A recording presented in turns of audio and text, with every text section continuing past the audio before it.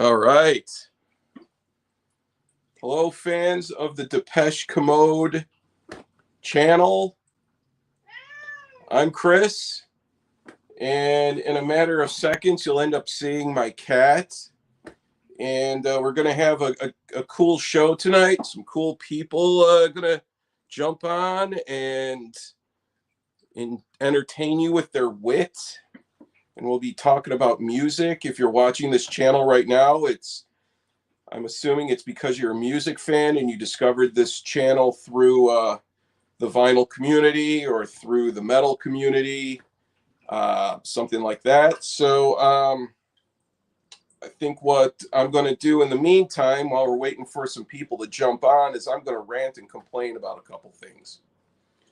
And I'm gifted at ranting and complaining. I excel at ranting and complaining.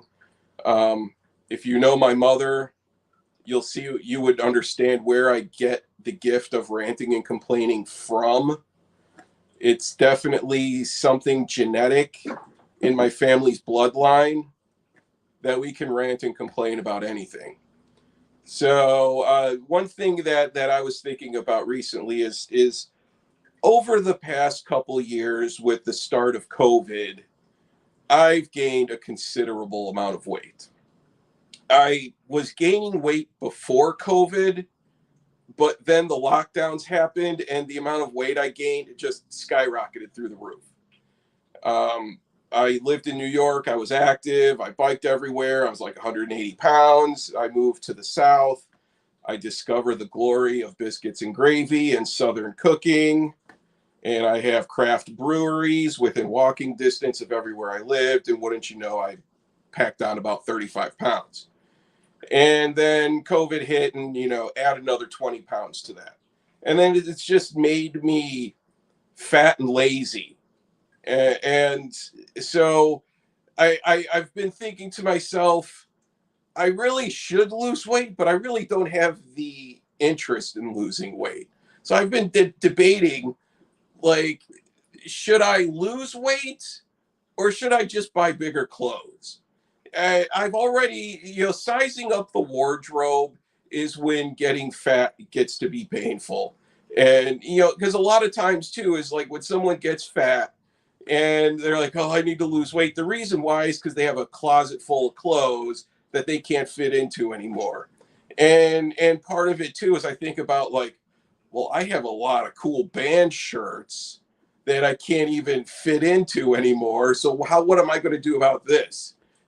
Part of my whole interest in or my desire or need to lose weight is just based on the fact that I have a ton of cool band shirts that I can't wear anymore. Because I'm not going to be that guy.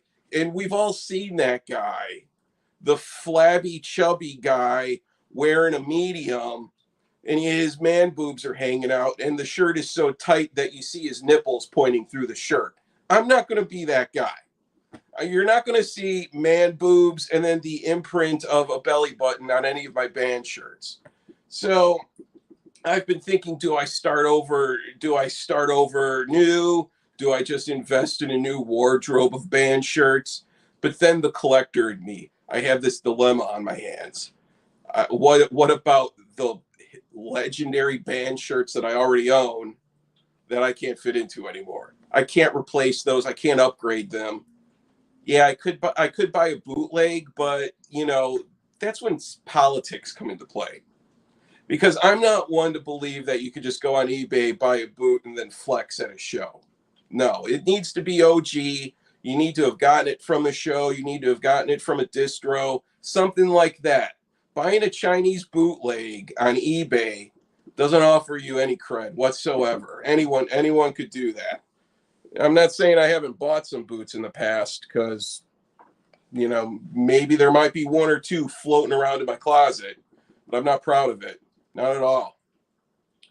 And so with the whole motivation to lose weight, one thing that I'm getting really tired of are weight loss trends where, back in the day, oh, you gotta cut out your fatty meats and then a few years later, they're like, no, you need to eat fatty meats. What you need to do is cut back on your carbs.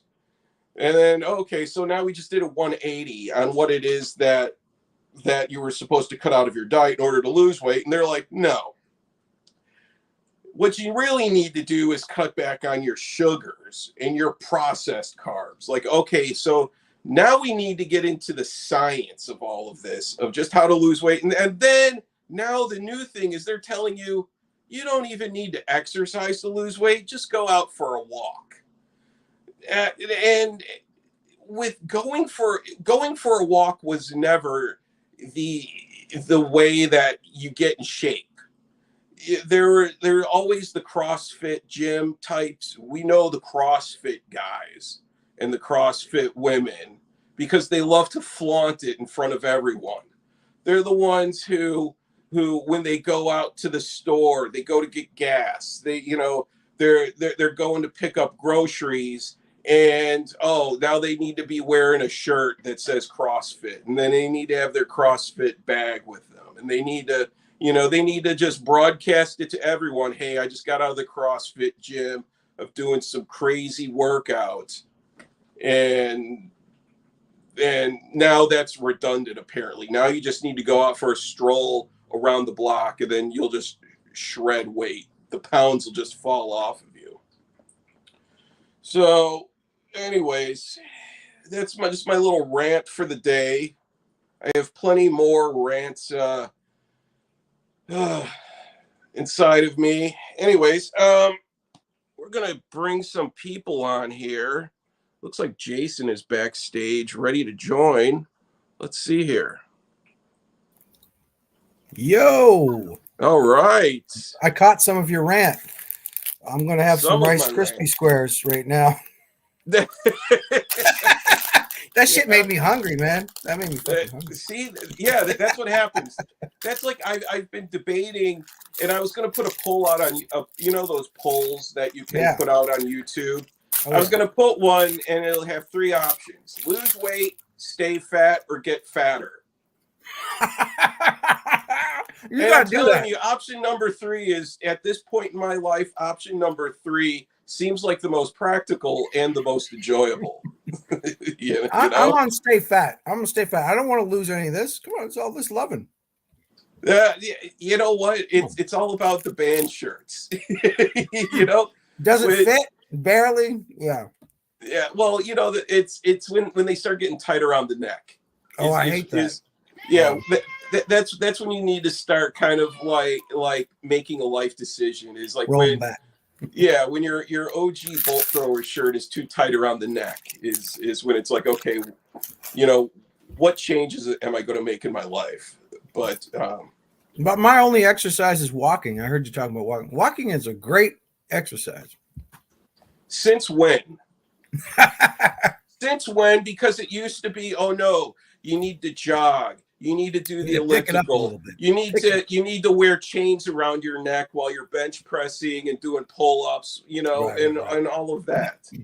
Actually, the odd thing is, and I say it all the time, walking is actually better for your mental health than your physical. I do it more for mental than physical. Yeah. I would say, yeah. Clear your mind, all that kind of thing, right? Actual physical, yeah, I don't know, man. Well, all right. So, like, do you walk? Do you have a schedule where you're, like, are you one of those 5 a.m. types who? No, I mean, I'm not a schedule guy, but I do try. Like, I try to do like 10 minutes a day would be my ideal. It's hard in the winter though, man. That's the toughest time. Yeah. But in the summer, like sometimes I'll do, I could walk to where my shop is right now. That's a good 40-minute walk each way. So I walk to the shop, walk back home. Okay. So you get a little bit of exercise in there that way. But I don't change my diet. I don't do any of that stuff. I eat what I want. You know what the toughest thing is? And I have been trying this, and every day consciously I'm thinking to myself, today is the day when I start waking up at 5 a.m. Every morning. And then when I get up, and then because I have the cat, and the cat is a whole nother story. When he wakes me up at 5 a.m. to feed him, so I stumble into the kitchen, I feed him, and then I'm like, okay, I'm up, with one eye open, one eye still closed. But then I look back in my bedroom and I'm like, oh, that bed looks so comfortable right now. You Well, you don't know? have to bring the cat outside. It's not like a dog. You don't have to walk the cat. That's No, good. but I need to feed him or else he'll terrorize me and nonstop. Well, my situation right now is like I'm almost living in a music concrete industrial zone right now. We got construction going on in front of my house. We got construction going on the back, further Oof. back, and it starts every day at 7 to 8 a.m. Like Oh, I yeah. don't need to set an alarm anymore. That is the natural alarm. Oh, yeah. Jackhammer. So it's like an industrial show. It's pretty good. I'm getting nicer than Neubot in here, but I was in that position when before I moved to Chicago, when I was in North Carolina still. yeah. Once COVID restrictions started to be lifted and people were going back to work, but I was working from home. And hold on, see, this is my cat. Stop that. Go. Attention grabber. Whoa. He wants to sit in my lap. And I'm like, no, you're not sitting in my lap right now. But yeah. And so when I was working from home, then suddenly now there's construction going on within everywhere within a 3-block radius of where I live. Yeah. And then there's also the squad of leaf blowers, like landscapers with the leaf blowers. And oh yeah, it amazes me how something as basic and simple that just blows leaves into a pile needs to be so loud that you could hear it from 5 blocks away. Fuck yeah. I got one of those actually. I got a leaf blower. Oh my it's fucking fun. Actually, it sucks because gas-powered ones. Well, this is the problem. I didn't get the cordless. I got a cord one, so I'm chained to the house somewhere. I can only go so far with the fucking thing. Got these extension cords going on. Yeah. So yours sounds like a vacuum cleaner. Yeah. Well, it sucks and it blows. Sucks and blows. It sucks and it blows. And it makes noise both ways. Oh man. Very loud machine.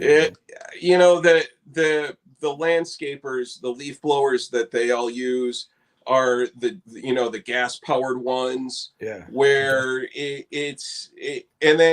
looks like it could also serve as like a device that you would have seen in World War II, like when they had the guys in the bunkers and like a flamethrower, like primitive right. warfare type of weapons, right. Like it looks like the leaf blower could cross function as something like that.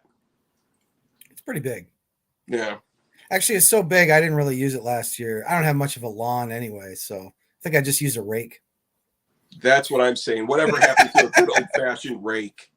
Fucking quiet too, real quick. Exactly. It's quiet.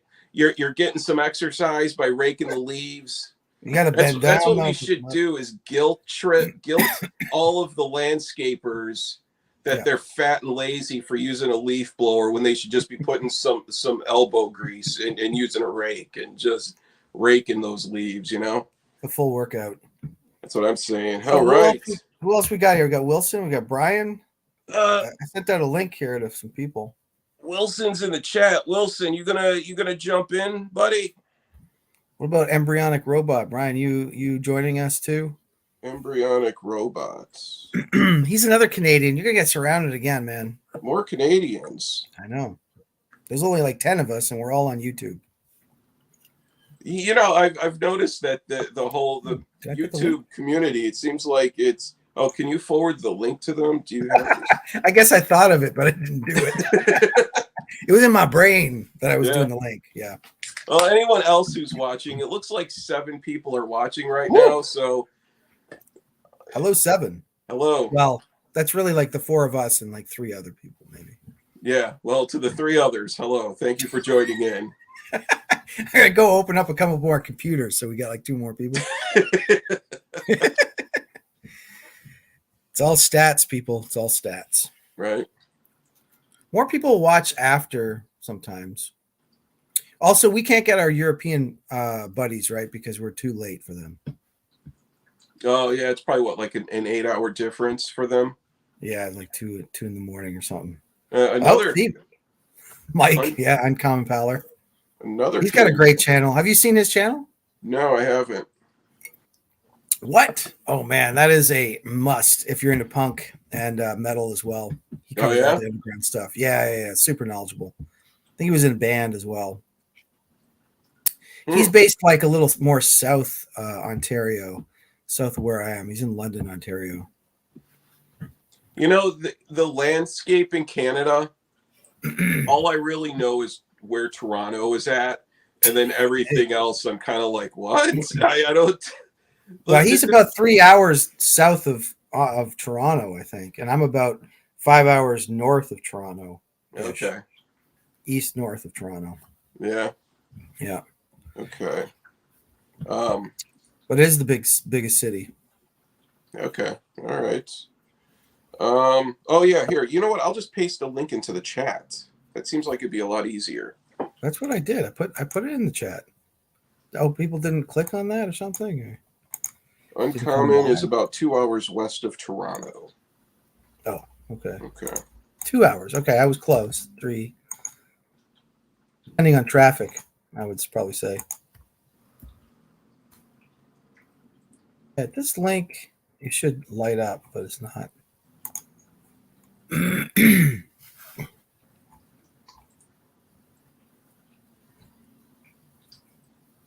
How come it's not coming in?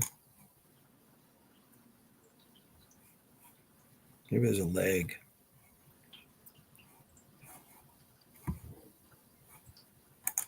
Here, yeah, you know, duh. I guess I could be useful too, and put the link in. My God, man. Okay. Well, you're only doing a walk, huh? You know what? Yeah. I've had a long week. Almost Friday. We've almost made it. We're almost there. One more day. Fridays and Mondays are my work from home days, so. Oh, see, I'm doing reverse. I'm thinking of going in the office on Fridays and Mondays because no one's there. I don't want to see anybody. It's perfect. Yeah. Let's see. Okay. Yeah, at least now I'm done having to wear pants and stuff like that. So. Oh, dude. Back to sweatpants for the next 4 days. So. Thank God. Yeah, PJs. I keep threatening I'm going to wear the PJs right to work. I don't care. There he is. What's up, Brian? Yeah. Hey, good to see you, man. Hello. This is Chris. Hey. Hey, Brian. Good, not bad. Well, this is my first live stream. Oh, really? Oh, wow. Awesome. Oh, okay. So congrats. You're a live stream virgin here. And awesome. Brian is actually in Toronto, which is the only place Chris knows of in Canada. Pretty much, yeah. What's up, Wilson? And Wilson's here. Hey, right. How you doing, guys? Deep in the suburbs of Ottawa is Wilson. Yeah, I'm in the suburbia. You know, it's typical suburbia. You know, like Jason, Canadian American city. Sorry, I was going to say, Jason, my wife's actually in Ottawa right now. So. Oh, is she? Oh, weird. Man. You should have came to visit. She's busy there. Just 2 days of meetings. So she was like, "Don't come. I don't want to." I'm too busy. You'll distract me. Yeah. Okay. Well, you got the whole place to yourself then, I guess. No, there's kids upstairs. Oh, okay. I was gonna say pizza for supper every day. I'm hoping they put themselves to bed. So that'll be my strategy. They have till 9 o'clock, and then Sorry, this stream might make them sleepy. That's true. That is true. All right. Well, Brian, thank you for joining. I'm happy that your first live stream is with me on my channel. So welcome. Yeah, it was a bit of a mix-up last time, but I put some of what you were talking about last week here. Because, I had Cold Life right here. I see that Cold Life, and I'm just like stars. Yeah. It's the theme of the show now. It's the name of the show. You named it, Chris. You know what? Like before, because last week was the first stream that I did with Jason, and I was like, "Oh, I'm gonna dig through. I'm gonna pull out something that no one knows about. I'm gonna pull out this deep cut, and man, they're just gonna be blown away by like my knowledge of ministry and this rare EP no one's known about." And then Wilson pulls out the all have that I have, and then Jason has the two versions of it. Yeah, 2 copies. I was waiting for somebody to show this, but no one showed it. Do you know this one? Oh, Work for Love. That's the 12-inch. Yeah. Yeah, pretty cool. Nice. Yeah. Was that also on Twitch? That's a good question. Arista. Or maybe the first album with Symphony or something? Yeah, it's with Sympathy. That's what's that song Work for Love. There's actually, I have another copy of Work for Love. Oh, you got Wilson going there. This is Mr. OG here. Oh, wow. Oh, look at that. That's like a British import or something? This is from Arista, Polygram Records. I believe it might be UK, I think. Let me check. Looks like a UK sleeve, kind of. Made in Great Britain. Yes, it is. Okay, Nice. so since the stream last week, and we all bonded over Cold Life, we did. I went on Apple Music and I saved the Ministry box set, and I've been listening to not all. I'm Falling. I've been listening to I'm Falling, and I discovered that the version that's on the pressing that we all have, the one right there with the blue cover from 1985, that's an alternate mix. Yeah. Oh, really? The original mix is, I think, Jason, the 3-song EP is the OG mix. Oh, wow. Where like the drums and everything, it sounds a lot more lo-fi.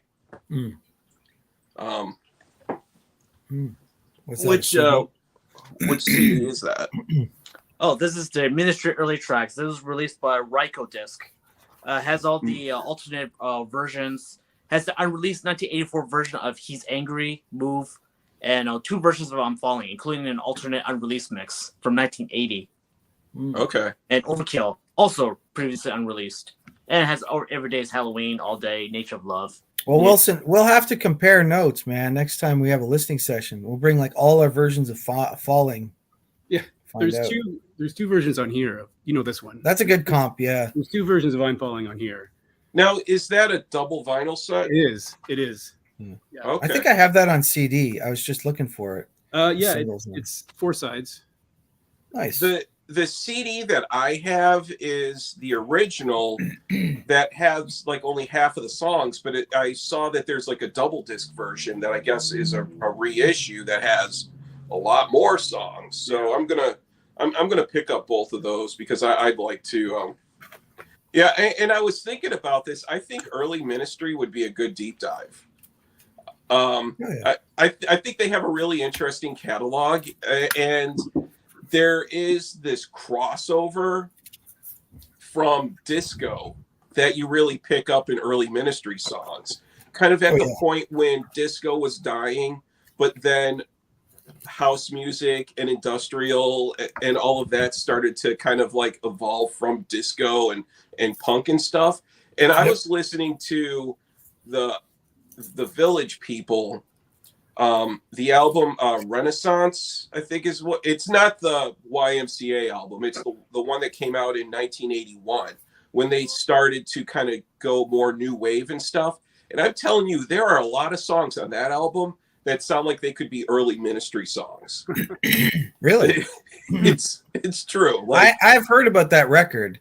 I wouldn't mind picking that up. It's a weird one. You don't see that very often, that Village People one. No, not at all. I saw it once before, but like you could tell even from, the cover, it's, the group of all 4 of them or all of them, but they're definitely trying to look the new romantic part. Like they've given up 80s version. Yeah, it's no longer the cop and the construction worker and all of that. But I pulled an industrial CD for this week. Actually, I've been listening to this thing, which is Frontline Assembly Reclamation. That's the comp with their which is a comp, right?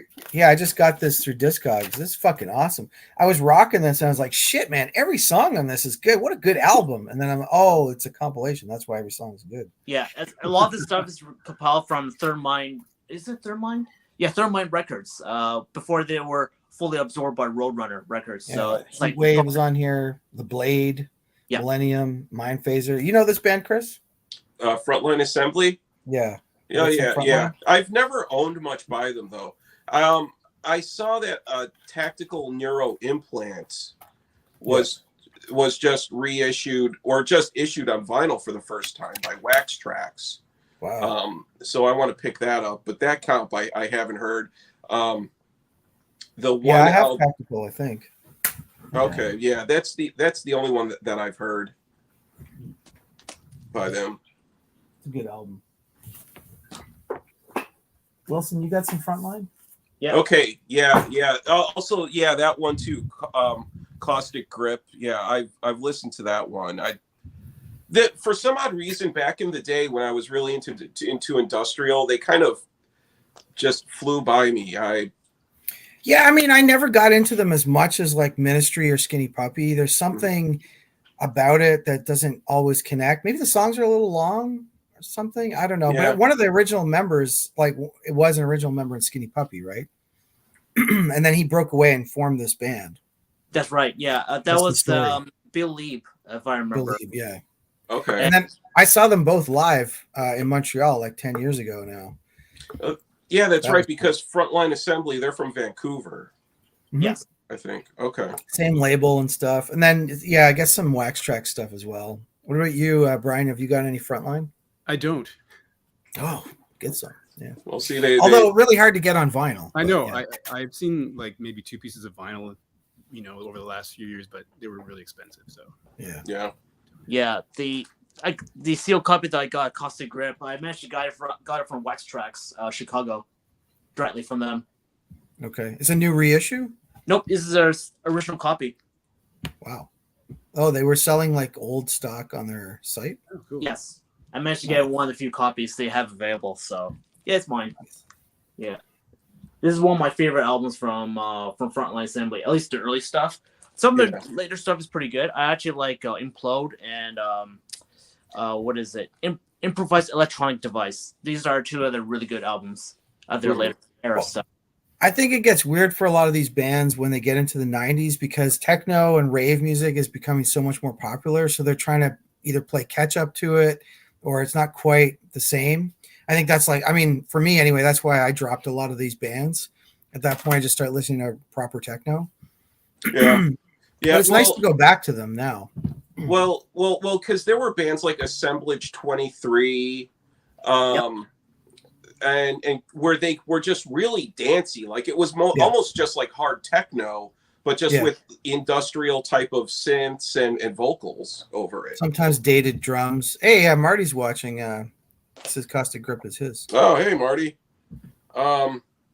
Great channel. Because I remember Marty was even saying that Caustic Grip is that and Tactical Neuro Implant were like the 2 Frontline Assembly albums. I've always had this pretty much. I've had like copies of this usually in my collection. This has always been my favorite of them. Oh, Mr. Worm is here, I see.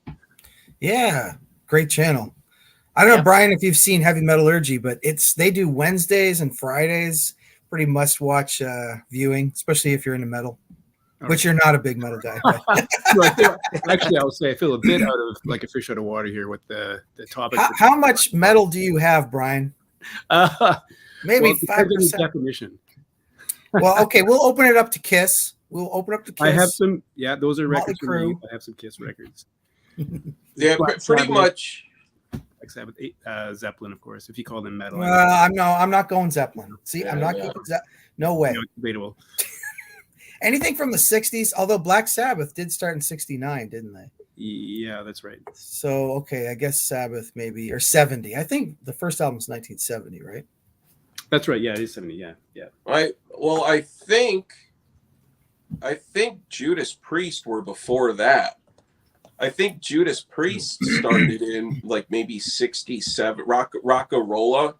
See, we don't talk about that album. Nobody talks about that album. Bob Halford. Was it Bob back then? Bob Halford. I don't even own that record. I couldn't speak to it. I am a fan of Sad Wings of Destiny and some of that stuff. The early. That's a good one. Yeah, I have the tune one of Rock-a-Rolla and that one, I think. At least I have some somewhere in my... Like on a CD? Yeah. Yeah, I have the twofer. Yeah. I'm prepping my 2019 for this Sunday stream, and I'm going to show Rob Halford record from 2019. It's another one of his Christmas albums. Okay. So you're Alfred doing a has a Christmas celestial album deep dive? Well, yeah, I mean, I don't know. It's not Christmas anymore, right? But I just did take down the tree not long ago. Oh, so you're one of those ones who you leave your tree up too long, and fuck yeah. Yeah. I'm like, why mess with a good thing? I give it to January 1st, and then it's kicked out of there. Yeah. Well, it's not a real tree. We don't have a real one. I mean, that would be tough. Yeah, keeping a real tree. Okay, could be pine needles everywhere. Okay, so Marty is asking, what about metal industrial adjacent, Godflesh, early pitch shifter? Hells yeah! Now we're talking. You know that last band? I've never heard of them. I don't. Tramponum Pal. Tramponum Pal. I believe they're European. I used to have one of their LPs, but it was released under Road Racer at the time, but it's not that great. It's kind of boring, I guess. But you gotta have Godflesh. Pretty clean. Oh yeah. Oh, absolutely. And yeah, and you know what? Even there's a new Godflesh album that was just. I think it comes out tomorrow. Yeah. There's a brand new one. I just started. I follow Justin Broderick on Instagram, and I think tomorrow is the day when it's released. Another Godflesh. So I got 3 Godflesh, and I got the Pitch Shifter Industrial album. Like it was reissued. Mm-hmm. Yeah, I like all this stuff. This is good shit. It's got a Swans, like some of it just reminds me a lot of Swans, really slow, sludgy. Yeah. Well, with Pitch Shifter it's a little bit more different, and at least for the album, the mini EP, it's much more. It's faster, more aggressive sounding. Definitely much more death metal vocals by John Clayton. Yeah, I got that other Pitch Shifter, which I love showing. Let me get that one now. I was, like one band, kind of just going back to that era. Another band that I liked a lot was KMFDM, and they were another one where I guess, would you say that they were metal adjacent? I would say that maybe they were metal adjacent later on in their career, but early on they were still dancey industrial, kind of like early Ministry. But then when they put out that video for A Drug Against War, I really loved their artwork too. They had a really unique style of album art, sort of that stamper type of or woodcut style of artwork. And the video for A Drug Against War, it's almost hypnotizing. The way that it's all illustrated, and it just has this really unique style of kind of like, it's nothing like South Park, but how early South Park was, cutouts and just the way everything moved is how that KMFDM video was constructed. But it was all, exactly. A Drug Against War, that's a great song. That really is. I agree. That's one of the first songs I heard from Much Music many years ago. And it's been floating in my head for many years before I discovered the internet and realized, oh my God, I finally found it. This is it right here. Nice. Yeah. So that's how I discovered it through Much Music. Before when my music taste was like almost non-existent. Okay, so now that's the 12-inch single, right? Yeah. Because now that song is on an album called Angst, I believe. Correct. Yeah, and it has an orange cover. And then before that, there was another album, I think it was called Godlike, that had like a green and yellow silhouette of like a man and a woman. And that was the album Angst is when they started to really bring in guitars and, distortion and stuff like that. But everything before that was more dancey industrial type of stuff. Yeah, there were more EBM at the time. They sound more like the Wax Trax era stuff, because that's where they were under initially. But then went on to other. The one I got, and then this album. Yeah, that one too. That's their debut, I think, right? Don't Blow Your Top Off. I believe that's what's Don't Blow Your Top Off. See, I used to have all of those on CD. I think I still have Angst or the CD single for A Drug Against War. Mixed by Adrian Sherwood, Tackhead. Oh, really? And Ministry. He produced some Ministry as well. I believe he did Twitch as well, if I remember. He's the one who produced it. KMFDM were from Chicago, right? I think they were Chicago based. I thought they were German. Yeah, they were Germany, exactly. Oh, I guess they're always on like wax tracks out of Chicago. Yeah, so I made that connection. Because now supposedly KMFDM meant kill motherfucking Depeche Mode. What? But it really meant something German. Yeah, I think that was a rumor. Yeah. I love Depeche Mode. You know, it's weird because in the industrial scene, some people don't like Depeche Mode. I couldn't understand that at all. I don't get that at all, man. I fucking love Depeche Mode. No, me too. I mean, it's my all-time favorite song ever is Enjoy the Silence. I just think it's just a wonderful song. Everything about it is amazing. I kind of discovered them on Violator. Like in my high school years when Violator came out, that was all. And then I started going back to their older stuff after Violator. Their Depeche Mode's playing here April 5th, and I'm pretty sure a buddy and his wife are coming up for it, and I'm going to try to like grab a ticket and go to it with them. So, because I think it might be the last time that they tour too, since Andy Fletcher died. Yeah. Are they playing Toronto, Brian? Yeah. Yeah, it's probably like $300 a ticket or something. Though. Yeah, the ticket prices are insane. Yeah, it's like a Ticketmaster thing or something. Yeah, no doubt about it. Yeah, speaking of Depeche Mode, I managed to pick up Music for the Masses CD. I picked it up for $1. Nice, that's a good one. Yeah. I like Black Celebration a lot. That's one of my favorite. Yeah. I've got a bunch of the early singles too. Yeah, I have a bunch of, again, going back to when I got that crate of 12-inch singles way back in the 90s, I have a bunch of Depeche Mode 12-inch singles, like a ton of them going back to 1981, New Life, like the 12-inch single for that, and all the ones pretty much up through Music for the Masses. So are we showing what we've been spinning this week? Because I got a bunch of 2018 stuff pulled here. Yeah. All right. How about? All right, Jason. How about? Why don't you start and show something off? All right. Let's get some death metal. Since we had Marty out there, the Outre Tomb record, of which I have 3 records from this band. Just love them to death. I haven't seen them live yet, but they're from Quebec. They're not very far from here. On Temple of Mystery Records. This is a Necro Vortex. Swampy, dripping death metal. Doomy. All the songs in French. I like Ultra Tomb is really good. But the later I say Outre Tomb. Yeah. Well, I try to do it in more of a French way, I guess. But their next album, the one that's after that, it sounds a lot more like Asphyx. So the vocalists go with the Martin Van Drunen approach. I like the production on this. It's not too clean. It's a little bit muddy, and it fits it well. Do you have any of these, Wilson? I do. I have a couple in my collection. Not this one though, or I do have that one actually. Okay, yeah. Yeah, that was the 2018 one. So it made my top 10. I don't play it often though, and I'm really waiting to see them live. So they're coming pretty soon, to Targ.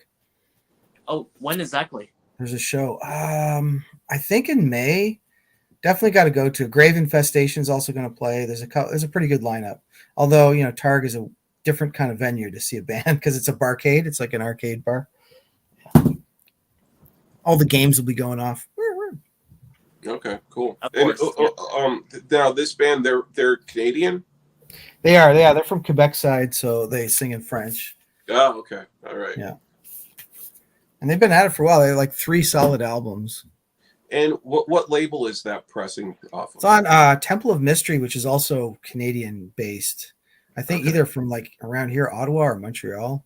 Actually, Temple of Mystery is a little bit outside of the Ottawa, but in the Quebec side. It was run by Annick Guiraud. She is the main vocalist for the French, Canadian French doom metal band Cauchemar. Oh yeah. Which her summer stuff, their stuff rather, it's on Nuclear War now. They're like She does vocals. Cauchemar live before. They're pretty good. Oh yeah. I love it when it's like female fronted death metal vocals. That's like hardcore Well, shit. there's actually a few like that. Later Sinister, I believe, was fronted by a female vocalist. Of course, we have Arch Enemy, but and another band from Arizona, Nuclear Death, which is also really good. But extremely noisy, extremely raw. I have it somewhere in here. And the other 3-piece metal band, Mythic, and Introtol, which is a more recent band from Mexico, if I remember, which I saw them live when they came to Ottawa. They're fantastic live. I think there's a grind show coming up, and the grind band, the headliner is female fronted at the Dom. I want to check that out. Nice. Awesome. What do you got, Brian? What are you spinning? Yeah. Well, the last thing I think is this one, which is you might think this is indie pop Sloan, right? But this is a punk record. Do you know about this? No, this is a punk record by them? Yeah, this came out in 2021. So they have 2 originals on here. It's called This One's an Original. There's 2 original Sloan songs, and the rest are covers. So they cover Angry Samoans, Minor Threat, Black Flag, Bad Religion. Wow. So I've only listened to it once, though, because I haven't had it that long. Yeah. But it's interesting. It's very short because there's, the tracks are really short. So as you can imagine. So, is it on Murder Records or Murder like Records. a major label? Yeah. Okay. So that's their label, I think, out of Halifax. Yeah. Their vinyl. So, but I don't know. I've only heard it once, so I'm not going to be able to give you my impression of it really, except that it sounds. Chris, do you know that band? They're a Canadian band. So. You know what? I haven't heard. There's a desert rock band that I remember from, I think, like the 90s, maybe early 2000s, and I think they were called Sloan. But this one that you're talking about, I haven't heard. Yeah, one of the guys lives around the corner from me. In fact, I could walk to his house in like under 5 minutes. So it's kind of like a neighborhood guy. But this is you just buy it off him. You should get him to sign it. Yeah, I should actually. That's cool. Yeah. Yeah, so I think this was originally only for sale on their website, but I saw some in Sonic Boom a while ago, so they do have them in a few stores. But I don't mind them. I got really into them on that one album that came out in like 2000, 2001. It was a pretty popular album by them. It had like an orange cover with blue. Oh, Twice Removed, is that it? Yeah, it had a couple big hits on it. Yeah. And I don't know why at the time I bought the CD and played it a lot. Yeah. Catchy. Indie. Yeah, I mean, the other stuff is very more like indie or rock, I guess you would say, and it's more melodic perhaps than this. But this is pretty cool. I think this is limited edition. I'm not sure if it says so, but yeah. All right. Interesting. Cool. All right. Wilson, how about you? Well, I've been spinning something that's not metal, but I've been playing this one, The Replacements, Let It Be. I love The Replacements. So indie rock, but initially they were like more punk rock, but this is more punk sounding. But they're heading to more the indie rock, indie college. It's the transition. It's one of the transition records, I think. Yeah. It's also their most popular album, actually. This one is actually a UK press, original UK press, 1984, from Zippo. I'd say Tim is probably their most popular album because it has the Bastards of Young on it and stuff. Oh yeah, classic. That's a great album. Oh yeah, I love. That's on a major. So I even kind of like Don't Tell a Soul. I actually don't think it's that bad. Not bad, but I stop pretty much. I'm like a hard stop at Tim. There's Pleased to Meet Me. I wouldn't mind picking up because it's an Alex Chilton song, but I'm a Tim and earlier. But I don't have that one. I don't have Let It Be or whatever that's called. Yeah, actually, I saw a copy of Pleased to Meet Me over at Vertigo Records. Saw a copy of one last weekend. So it's like, Marty's got a question there. Brian definitely has a channel, Embryonic Robot, and Wilson has a kick-ass Instagram. You definitely got to check that, man. He's the OGs, man. Yeah, nice stuff.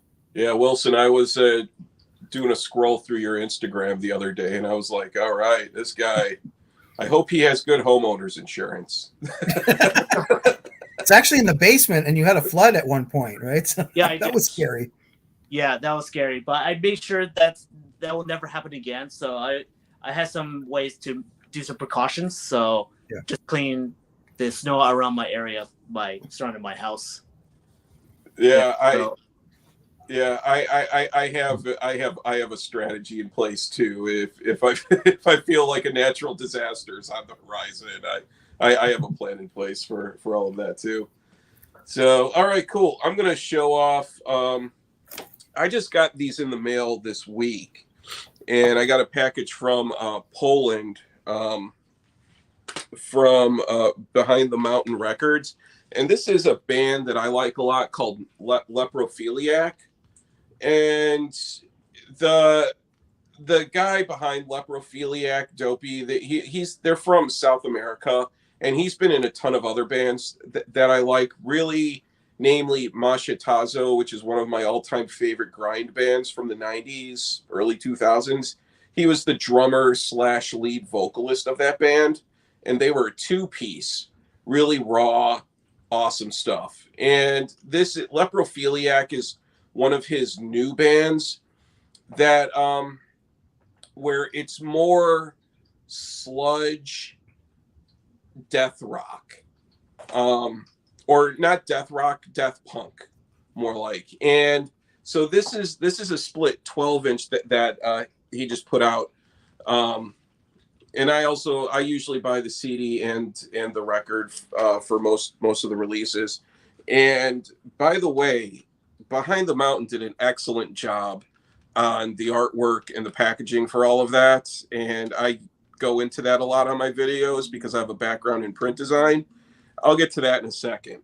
But the Leprophiliac stuff, it's that right with the production, the engineering is that right amount of lo-fi where, I don't like it when metal sounds too clean or too produced or brick walled, like how, all those commercial bands like Amon Amarth and all of that, how they always sound. This is that right amount of raw where it sounds like a really nicely produced demo. And you can tell the songs were recorded in one take probably, and there's no triggers, nothing fancy, and you can really kind of get a sense of the room of where it was recorded. Song number 2, Demonic Pissing, is awesome, really good stuff. And now the split, the other side, is with this Japanese like death sludge band that I've never heard before. They're brand new, but they're called Kravav Grav. It's definitely a tongue twister, but it's like some dudes from Butcher ABC who are a Japanese like death metal band that I've really loved them for a long time. Really good, noisy death metal sludge out of Japan. So this is like a new project from them. Okay, yeah, Butcher ABC, good stuff. Yeah, I have live album right here. Yeah, oh, nice. So is this grind? What was, or black metal? This is sludgy death punk. Okay. So I know my picks didn't really fit the description of the stream, but Dopey has a grind background, so it's by way of that. But yeah, so now going into the packaging, this is excellent packaging. The print designer definitely knew what they were doing with this. There's well, first of all, the drawing is really good. Yeah. Oh yeah. It's heavy stock for that. All the lyrics, everything. And then the inside came with a polylined inner sleeve, but I do the ultrasonic cleaning and replace it with a MoFi, so that's not a big deal. Now the vinyl itself, heavy black vinyl. I mean, this is probably 180, maybe that like looks thick. Yeah. Oh, it is. It's. I would say this is probably 180. So I am really happy with that. And then the CD, good old fashioned black inner tray. that I like, and it's a sturdy jewel case, and then also the disc, the face of it too, just really good design with that, just the band logos. They didn't cram a bunch of crap onto the face of the CD, so definitely old school way of doing CDs. That is not the silver face with just the text only. Yeah, exactly. Yeah, that's what I like, is just the basic, just the silver face, just with some text over it, and so yeah. Behind the Mountain, I'm new to this label, but I'm really impressed with this release. So you picked that up locally, or was that Discogs or Bandcamp or something? I ordered it from their website. They're in Poland. Oh yeah. So I got the package shipped to me from Poland. I could have bought these separately, but to get the CD and the record in the same shipment, I needed to buy it from Poland. So I also got a couple other things that I bought along with that. So yeah. I'm putting out a CD soon on my label. I've done a couple little CDs, but I'm kind of negotiating, or I sent in the graphic design and stuff now too. And I'm going to do black on silver, keep it old school. And cheaper, simple. Nice. Silk screen on the CD. Yeah, you know what? It's cool. like, when CDs have that clear inner tray, and it's just, they just cram just all of this crappy artwork into it and all that. It's like, dude, you don't need that. A CD, all you need is just the black inner tray. Yeah, you want the booklet. The booklet is the art. That's my beef with all this colored vinyl. It's like, it's so distracting with the splatters and shit. If I want to look at something, I'm gonna look at the sleeve. That's what the sleeve is for. I'm not looking at the record. I just want the record to play. Yeah, exactly. Well, it's the collector's mentality. I think that's why it's trying to incentivize people to buy these colored records. Although I do like colored cassette shells. I don't know. That seems to be my one exception. Well, I pulled some cassettes. Colored cassette shells don't affect the sound quality like colored vinyl does. Well, that's a big debate. Some people say the colored vinyl doesn't do it anymore. That was the old days. But I mean, I don't see too many people rocking a picture disc. That's pretty shitty. Well, I think they're quite picture discs and colored vinyl are quite different. But I mean, the argument goes that the pure color vinyl is clear. The black is also colored. So. I hate clear vinyl, by the way. Yeah, because you can't see where the songs are. If you're trying to DJ with that, it's horrible. I have a couple records where I have two pressings, one colored, one on black, and I have heard audible surface noise on the colored pressing that I didn't hear in the black one. And I did the same, cleaning. I have a Milty anti-static gun, so I do all of that. I have heard audible surface noise in colored pressings. I think it might depend on whatever PVC mixture they're using to create the colored. Like maybe splatter is more susceptible to surface noise than just a solid color pressing. Yeah, which I think is possible. I know glow in the dark pressings sound like crap. Those are absolute garbage. I have a killer glow in the dark record, actually. It's Detroit Techno from like the 90s, and it's a little bit lo-fi compared to some of the other records at the time, but I can't part with it. It's too rare. Yeah. It's regarding the colored record, it's always down to the PVC, because some PVC palettes they probably buy from like different manufacturers. So they probably buy it from different companies from different parts of the globe. So unfortunately, with PVC palettes, the quality may vary between different colors, depending on, because there's several of them in this world. There's one in Thailand, one in Texas. I was ready to pull the trigger just the other night. I was going to order the new Subhuman. Like, there's a new reissue set of Subhuman records on Juno. They're all the colored vinyl version. I think they're from Record Store Day or something.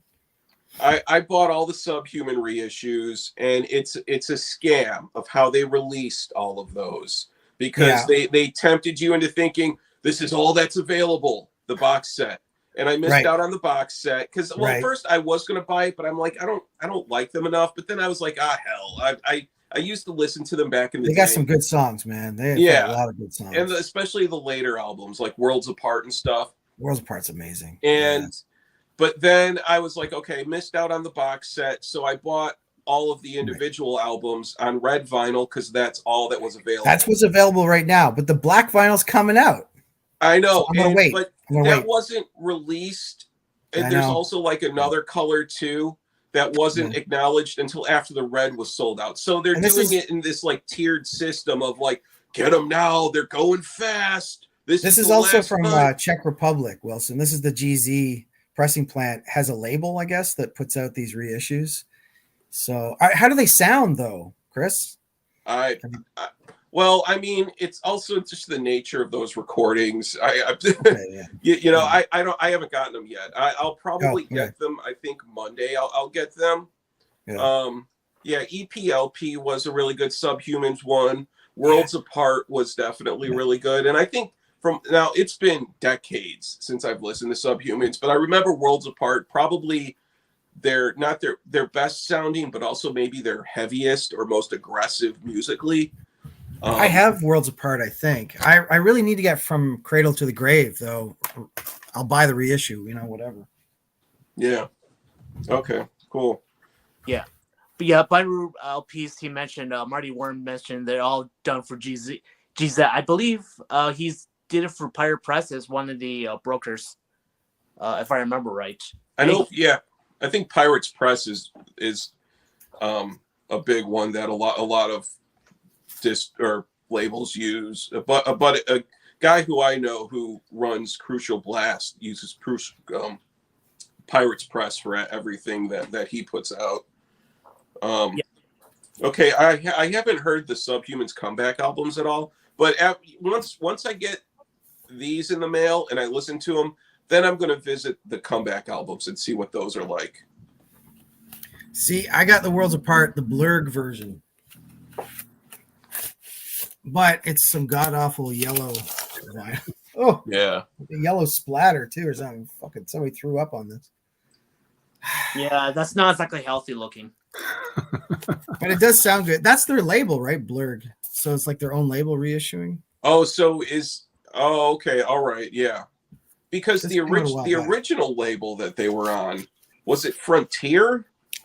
Or I don't know. I can't remember what the original label was that they were on, because then they had that ska band too, Citizen Fish. That was them. Yeah, or at least it was some of the guys from Subhumans. I saw Subhumans. They played an Ottawa show. Oh, maybe 10 years ago. It was amazing for old geezers. I still rocked it. Okay, cool. Original lead singer. Yeah. Yeah. Anyways, how about Jason? All right. I'm going to show cassettes since we're showing some formats here and some cool inner formats. I guess, Chris, you haven't figured out how to make us big, right, yet? Oh, shit. He's still novice to the StreamYard thing. Look at this. Hold on. Don't lose me now. I need to move you to the corner.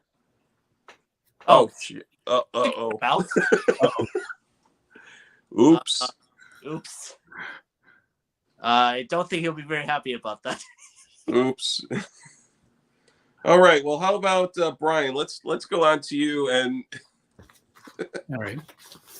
Well, I might be straying a little bit from the theme because, after all, I don't have as much of industrial grindcore as you guys do. But I was listening to this recently, which is the do you know this? Oh yeah. Okay. Yeah. Yeah. I mean, I love this band, by the way. I think they're fantastic. But this is a really good collection, partly because 30 Seconds Over Tokyo is on here, and I think the only other way to get that is in the data. Is it on Data Panic in the year zero? I can't remember. It's on a early EP, but yeah, that's great. Final Solutions on here. Yeah, I think this is fantastic. I mean, I don't know what else to say about it, but they're a favorite band of mine. I love Perubu. I don't know that one though. Is that a later or mid? It's an archival collection, so it compiles stuff from like the original single, 30 Seconds Over Tokyo, Heart of Darkness. So it compiles a bunch of early singles, in other words. Okay. I still need Dub Housing. Oh, I have I have the second album though. What's the one after Dub Housing? Is that Modern Dance? Or Modern Dance. Yeah, I love that record. Oh man, it's cool. I love the vocals of the guys. Just weird vocal style. Oh yeah, he's so bizarre. Like just such a weird. It's like avant-garde. Yeah. Modern Dance is kind of regarded as like a classic new wave album too, or post-punk, I guess, probably. There's some jazz elements in it, like some weird elements in it. Yeah, it's a fucking cool record. And every time I hear Non-Alignment Pact from Modern Dance, it's the best song ever made. So good. Yeah. Well, I must admit, I'm not familiar with this band at all, Para U-Boots. I don't know where I should start with that band because they're more rock. Modern Dance. I think you would dig it. Like it's a little bit, with Sisters of Mercy and Mission, like post-punk, but a little bit more avant-garde and jagged and no wave stuff as well. Okay. But their later stuff kind of gets more mellow and more regular, I think, right? But the early stuff I think is the best. Yeah, I think that's fair enough. That's fair to say. A lot of those bands, right? Like later on, they kind of remember that Gang of Four record where it's like a pop record or whatever, like an 80s new wave album, the Hard album or something, and even the cover looks. Yeah, it's sort of the blue one, one like the blue cover. Yeah, it's mauve, but yeah. All right, so Jason. Okay, I'll try it again, but don't do nothing this time. Okay, so just remind me how do you make it big? Yeah. Is it solo layout? No, I think it's clicked right on the person. I can't remember now. I'm doing this on my phone too. So that's probably even more dangerous, but there you go. Woo! Okay, all right. As Ric Flair would say, woo! All right, I got this in the mail just the other day. Active Impalement. That's not focusing very well, is it? It's a fucking cool cover. Maybe if I take it out of the shell. It's on Caligari Records, which I love that label. There you go. Infernal Ordinance. And I love like these like kind of shitty like black and white photos of the band inside too. Almost like Xerox, but it is on a nice card stock as well. And check out the tape, man. Look at this tape shell, dude. Again, it's not focusing well, but yeah, they printed it right on there. Yeah. So really good death metal. Kind of raw, a little bit raw. Just a wonderful, romantic, deep-throated, doomy, sludgy metal vocal, Cookie Monster-ish. And it bangs pretty nice. This is Caligari 143. And I got that, and I got this other one from Caligari. Oh, you know what? These are from the monthly Metalhead box. I got that in the mail. I was going to do a video, but I didn't do a video this time. So this is the other one. And this band, I'm not sure what the fuck. Oh, yeah, it's called Scum Slot. And this is there's a lot of tracks on this. There's like 9 songs on the back. I think it repeats on both sides because it was a good long listen, the way that cassette rocked. Yeah. So another new band I've never ever heard of before. You got some pictures and some lyrics. I love cassettes, man. And Caligari, like I could buy every single one of their releases. They're all good quality, good sound too. So when does that new cassette smell? Do new cassettes now, do they still have that smell that they had back in the day? No, but they did come wrapped in so you unwrap it like a pack of smokes, right? Yeah. But I didn't quite get the smell. They need more smell on these. Oh, definitely. But maybe with the package, like the mail, it reduced some of the smell. I wish that there was like a men's body spray. That was something like how they used to have Axe body spray. What about something that's new cassette smell? And you just spray. Wow. There's probably a new car smell, so I'm sure. Well, apparently they add that new car smell. It's not there. They have to put it in, from what I've read. Really? Yeah, no. They do. Yeah, I've read this, that it's not normally there. They have to add that. Well, it's a wonderful sales tactic that works, and it gets me every time. So I believe there's one for Hummer, the brand new Hummer smell. They have their own unique smells now per car. Okay. Yes. So, all right, Wilson, you're up. Okay, so next I'm gonna show this one. Malevolent Creation, Retribution. Ooh, nice one. Yeah, this is the original CD from. This is a New York original, not a bootleg. Luckily, so this is one of my favorite releases from the death metal band Old School. Yeah, which they went through a lot of major lineup changes over the years by the band. So there's only one consistent person left throughout the entire period. But this one is actually, if you thought the Ten Commandments it's like hard and fast, this is even much more aggressive. Yeah, they're from Buffalo, and so Buffalo. They were part of that whole Buffalo Cannibal Corpse crew. Yeah, exactly. It's I think the best song from this one is Slaughter of Innocence. It's like, oh god, it's one of the best songs, and this album just absolutely crushes. Yeah. And of course, this was also mixed as a Morrison recording by Scott Burns, but it was recorded at Criteria Recording at another place. I wonder if they relocated to Tampa like Cannibal Corpse did. I think maybe they might have moved to Tampa and then, joined that whole Florida scene back in the day. I can't remember. Because I think they had a couple albums that were recorded at Morris Sound. Yeah, I think, what was it? I can't remember what album they stopped using Morris Sound because they went through different labels. They went through Mana Studio. I think at one point, did they record it with Eric Rutan? I think. I absolutely believe. Yeah, I mean, I would absolutely believe that they did record with him. Yeah. So this is the second or the third album from Malevolent Creation. The third one, Stillborn, is not that great. With respect to production, I mean, I think at this point that's where all the death metal bands were about to go for the chopping block by Roadrunner Records because to make room for other bands to join in. One album by them that I really liked a lot was one of the ones later in their catalog. I have the CD. It's the one with all the heads on the cover, and it's kind of like a white and gray album cover, but it kind of reminds me of the Dismember Pieces album where it's all the heads, but it's a similar type of theme, but more like the heads are mounted on something. I can't remember what it's called. That's the one that came out after Eternal, if I remember. In Cold Blood, maybe, or something? Yes, Cold Blood. I haven't got a chance to listen to that one, no. Yeah, but it was reissued for Back on Black Records, which I don't like that label that very much. Yeah, cool. Yeah, definitely legends of old school death metal. Sometimes it's all you can get is the Back on Black. My Extreme Noise Terror is on Back on Black. Yeah, we all have them. Yeah. Cheap and efficient. Yeah. The best sound? I don't know about that, but all right, cool. Brian, I messed up the layout, but you're up. You're up again. He's back. So. He's back. All right. So I brought my recent listening pile downstairs, so I'm not sure it all matches your theme. But however, this is something I have been listening to recently. Oh, nice.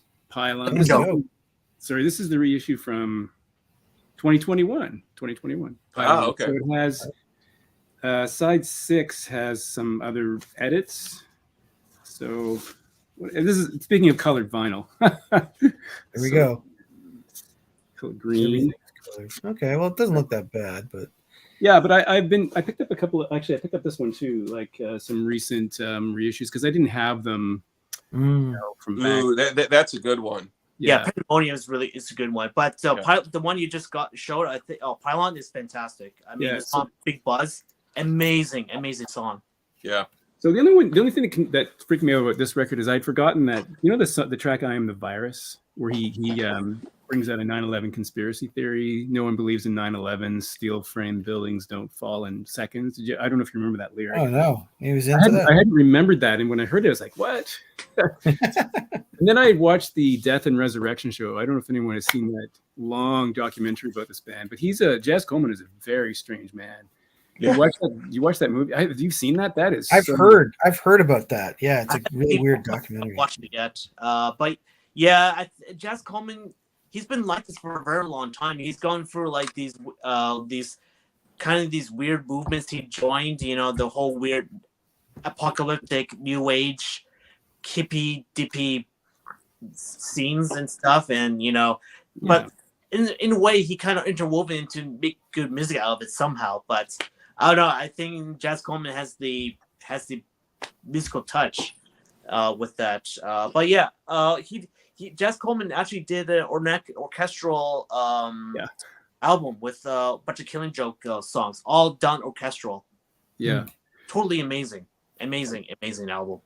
And from that movie, the things that really surprised me was his interest in the occult, which I wasn't aware of. Maybe I should have been, but also that they went to Egypt and recorded in the Great Pyramid, right? They recorded tracks in the pyramid, which is really interesting.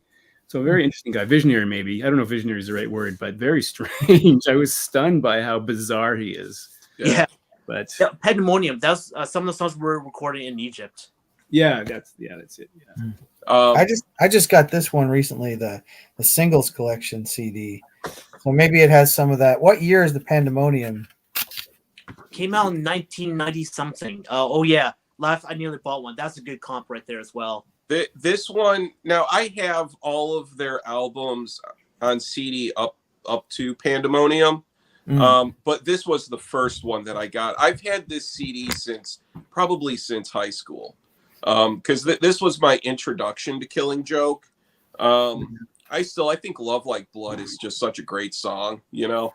But I mean, War Dance, Requiem, so many good songs on this one. But even when you get later on, God, I haven't listened to Pandemonium in so long.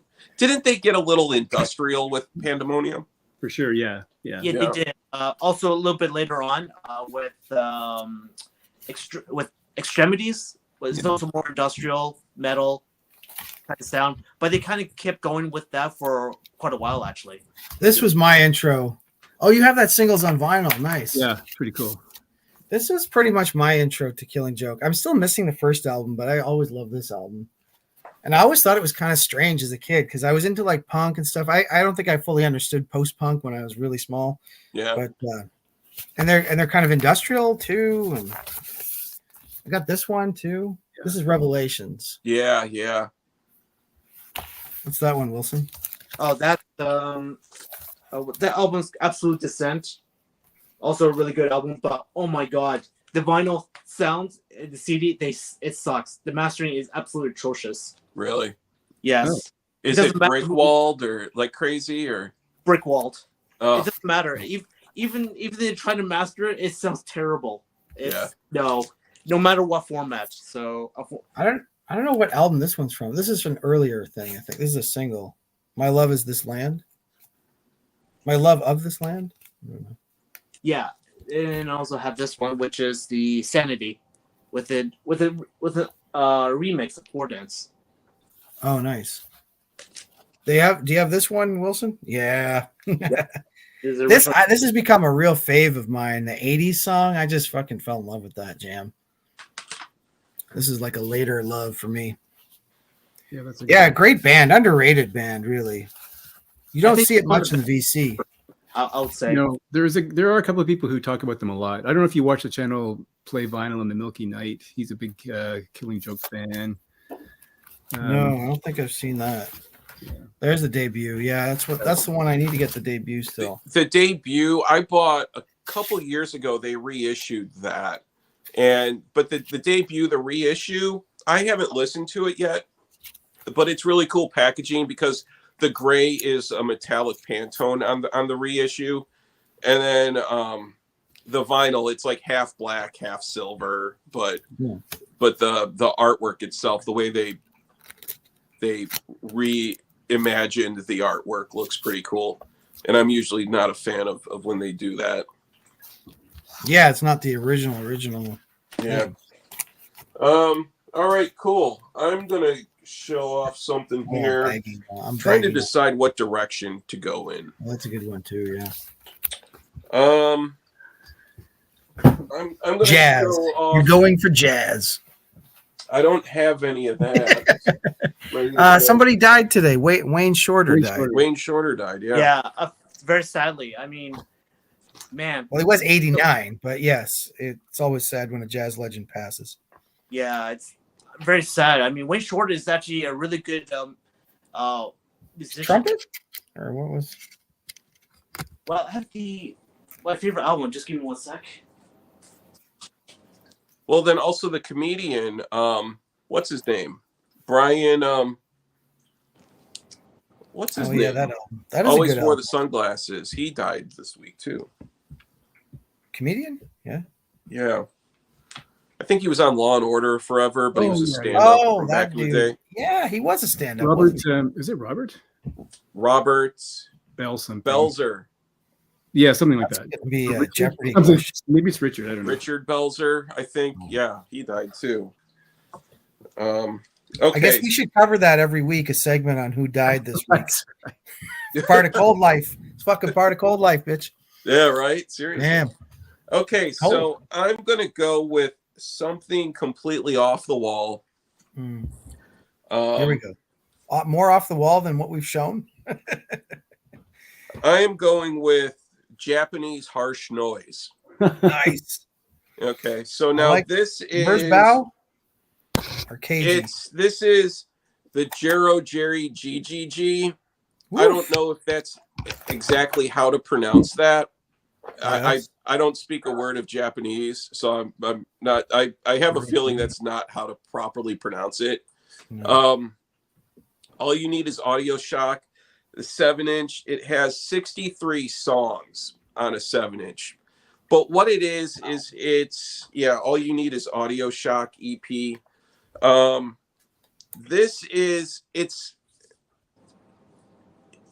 harsh noise, but it's that time in like the late 90s, early 2000s, and it seemed unique to Japan when gore grind, when there was like that fine line between gore grind and harsh noise, where there are vocals, but it's just loud, grunting, screamy type of vocals, and then it just is like a blur of distortion and noise, like drums, bass, everything, but just either mixed like crazy, over EQ'd or something. It's definitely not pleasant to listen to, but it reminds me of a record that I had back in the day that was of this band called Gore Beyond Necropsy, who were a Japanese gore grind band, but they sort of, again, the same thing where they towed the line between gore grind and harsh noise, just because the production was just so just over the top, and it was just like screaming and blast beats. But there was a 12-inch called Rectal Anarchy that was Gore Beyond Necropsy and Merzbow, and that's one of the heard of those actually before, quite a while ago. It's like, well, I think that's a little over the top when it comes to combining these elements, you know? Oh yeah, it is. I feel like with harsh noise, when you get to the point in life where you're listening to harsh noise, the next step up is just a 1 kilohertz calibration tone. Is the only thing. That's me. That's totally, you nailed it. Yeah. Right?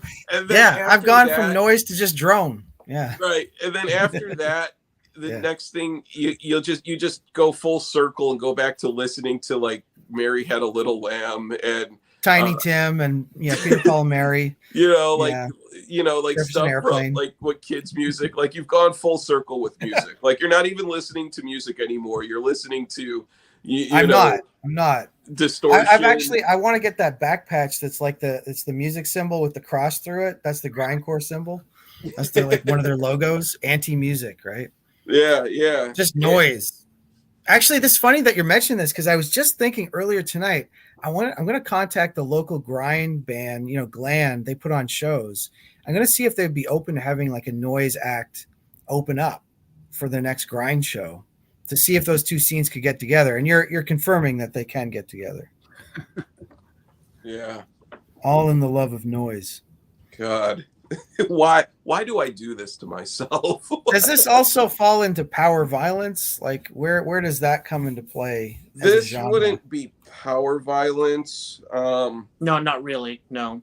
This would be more noise, harsh noise, and and blur. Maybe this would fit more into the category of blur core, but blur core wasn't really a thing then, and it's still.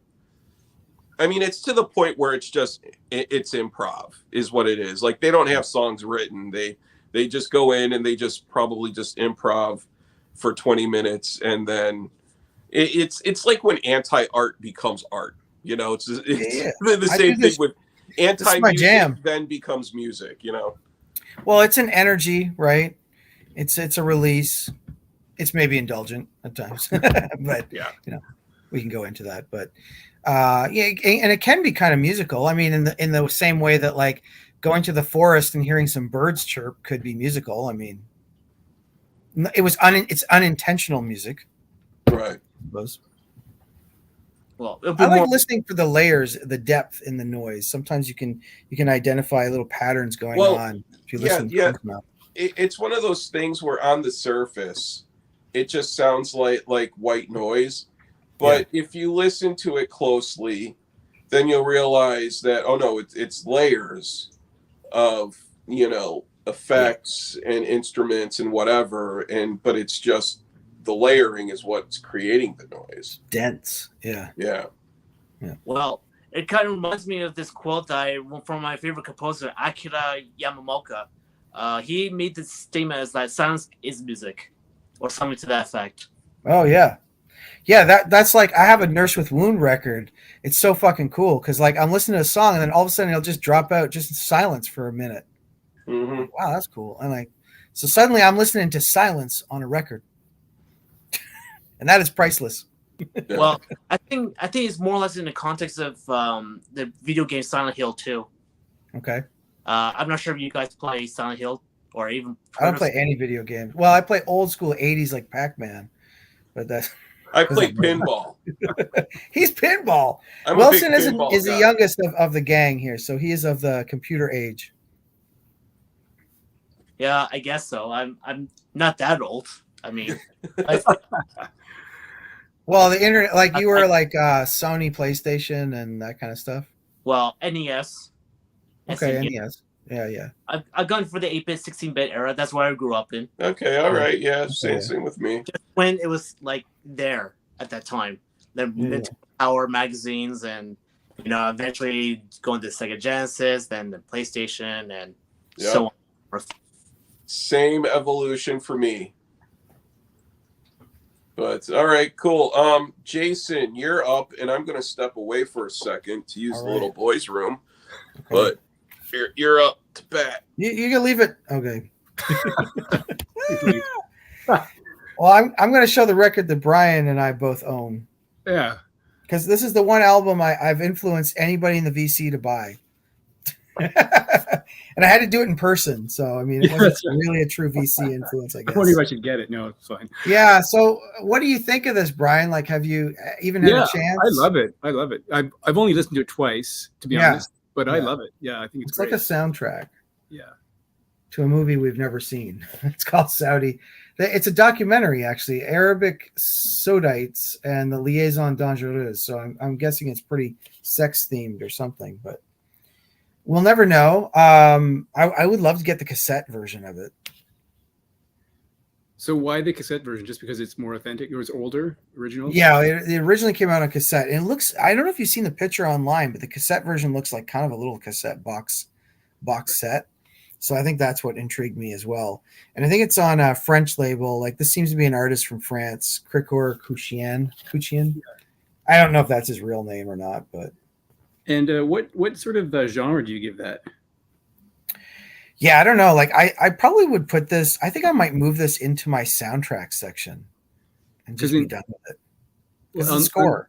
Discogs, it says electronic stage and screen soundtrack ambient theme, which is interesting. It's definitely ambient. It's a little droney, but it's not real drone. Like there's elements in there, but it's a quiet listen for sure. Yeah. Like you can't play this in the middle of the day and get anything from this. Yeah. You have to play it at night, I'd say, when you're like nothing's going on.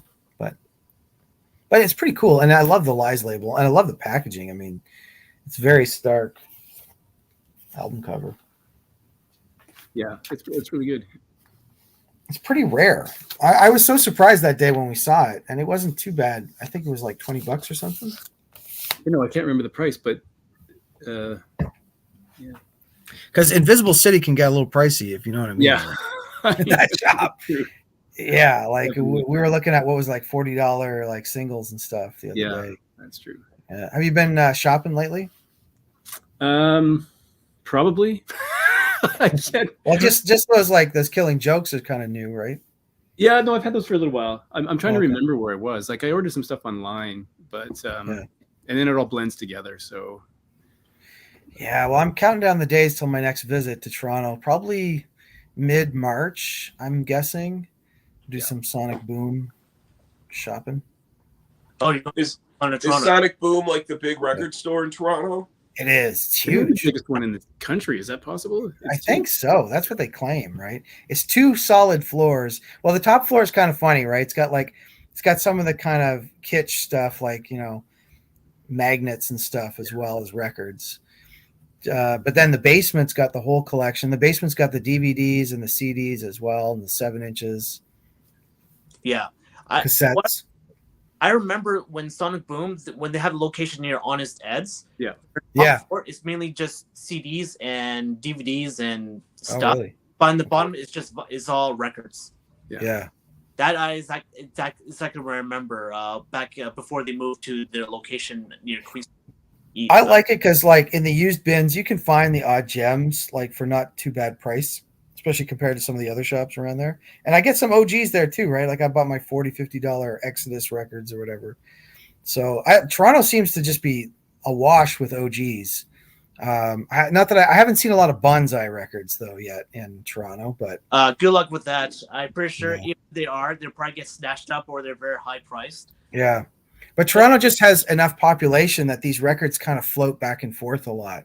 There's a lot of OGs to find, I find. Yeah. Canadian OGs or some US pressings like Alternative Tentacles, or I mean, there's one store called Cops, spelled with a K, and that, like, last time I was in there, they were selling like $200 records. They had like Paul's Boutique for $200. Yeah. They had Quasimodo for like $100. Like they like hip hop that's kind of rare but not really worth $200, but that's right. 200 Canadian, so I guess American that would be like Canadian. American would be like 160 instead of 200. But yeah. All right, cool. Wilson, you're up. Okay, so I'm gonna go with something that's not as underground or anything, but I think the latest one. Ooh. Wow. Nice. Oh, you bought that? Okay. Yeah, Dirt. Actually, I bought this a long time ago, but yeah, part of the reason I brought this up because I was going through like the recordings of the original by Patrick, the vinyl archivist. The one on the music on vinyl pressing, and I also have the double LP set. And I was going through some comparisons, comparing notes that I made a while back. I posted on the Steve Hoffman forums. So I was doing a lot of listening because, of course, I love this album. This album is amazing. Good one. Of course, so you have like Them Bones, Damn That River. It's every song pretty much. Is Angry Chair is so good. Wood with the question mark. Also, epic. Or no, Angry Chair is on Facelift. I'm sorry, I meant to say Wood. Yeah. But the best one, my favorite is probably Rooster. I love this song. With this whole song is referencing the Vietnam War vets. I believe that he was referencing Lane Staley's father, who was father or an uncle. I remember hearing the story about that. Yeah, they also made the music video of that, which is like pretty high budget. So they showed the U.S. American soldiers, going through the jungle, and then one of the guys got his leg blown off, and they grabbed a young Viet Cong kid and interrogating him, and all the scars of war that kind of stuck with him to this day, that he doesn't really want to talk. But I remember one day, I think it was Lane Staley's, I think it was father, or maybe uncle, but he actually went to go see them live, Alice in Chains live, when he's singing the song Rooster, he's like so emotionally like had him crying about it. So it's it's a band I've never gotten really into, but they are not bad. I'm thinking about getting that CD if I find it cheap. Yeah. I've been buying all of the reissues. I bought the double vinyl repress that just came out, and then the same with Facelift, and then there was the Sap Record Store Day, and then there was the other like the Record Store Day, the 3-song one. Now, Wilson, what's your impression of like the new double vinyl repress and the mastering? What do you think about that? Okay, so I finalized my my opinions. So the best one is the original 1992 pressing. Okay. There you go. With respect to the master, because you can hear a lot better the hi-hats, the cymbals, the drums, Lane Staley's vocals, and some of the guitar solos by Jerry Cantrell. It's a lot. You can hear a lot more, so it's a lot more instrument separation. The second best got more dynamic range. Maybe it's not flattened in the mix. Yeah.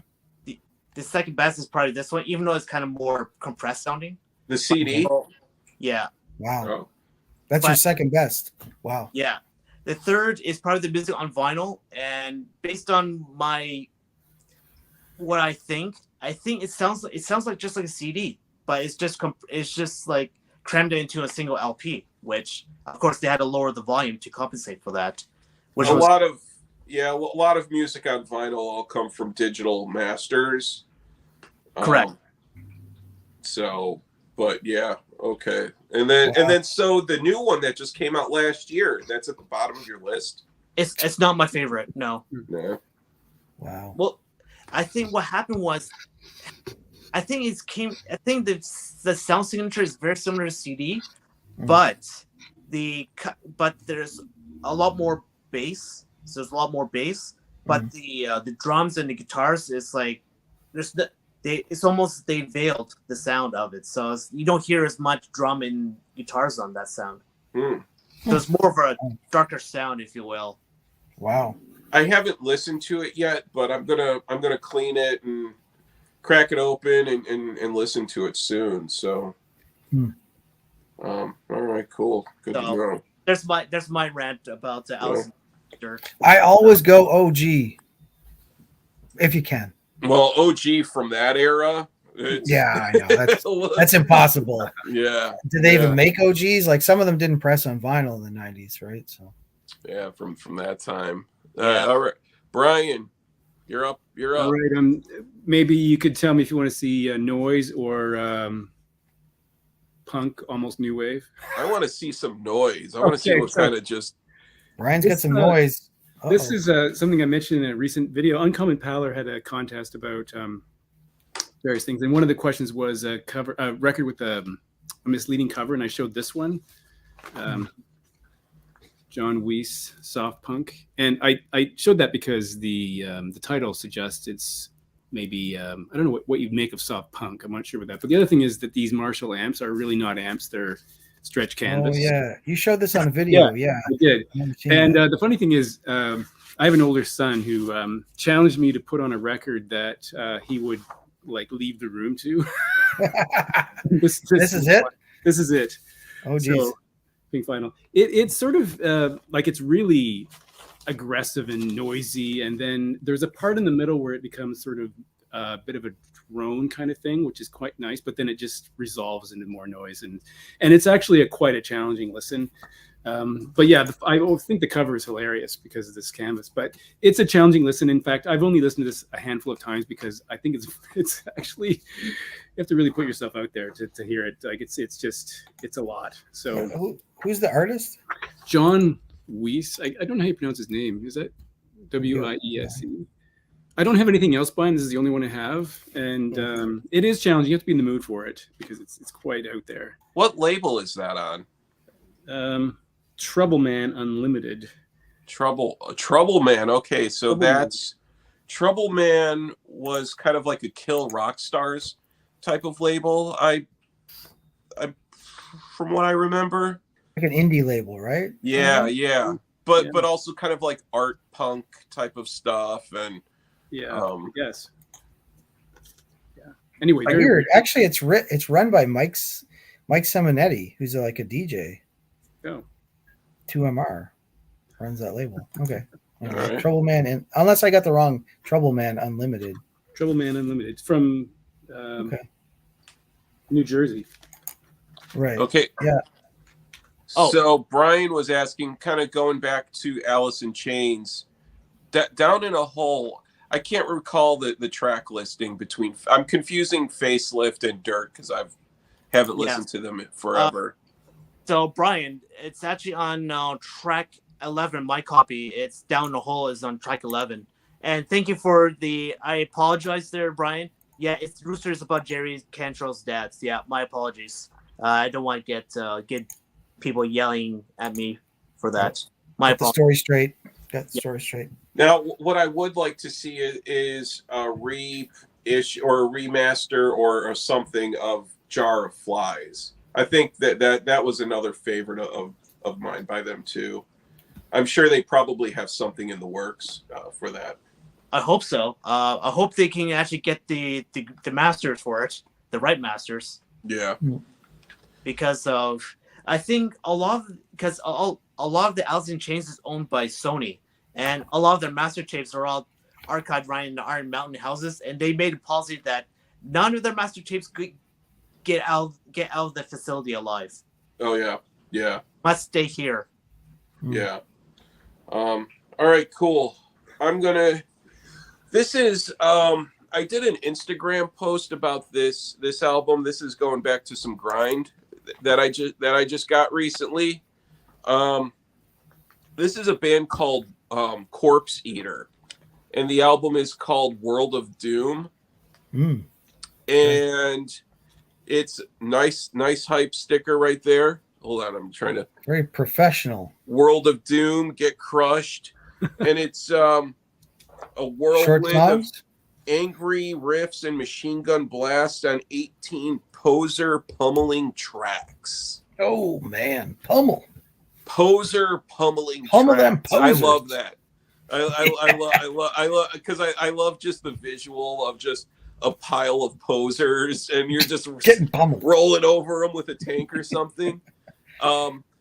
This is drum machine grind. All right. So it's a one-man band. He does everything, and it's very much Terrorizer worship. Like when you're listening to this, you'll definitely hear World Downfall influence, Darker Days of Head influence. It is all Terrorizer worship, and it's awesome. So this is a really good album. And then the album, too, I've been getting into the label Mortville Noise. The dude who runs the label is really cool, puts out some really good stuff, and all the CDs are cheap, like $3, $5. This was, I think this was $5 and then $3 for shipping. Yeah, I want to get that, man. That looks cool. 18 songs, $5. Short songs. Oh yeah, 18. Yeah, probably the whole album's probably about 25 minutes long.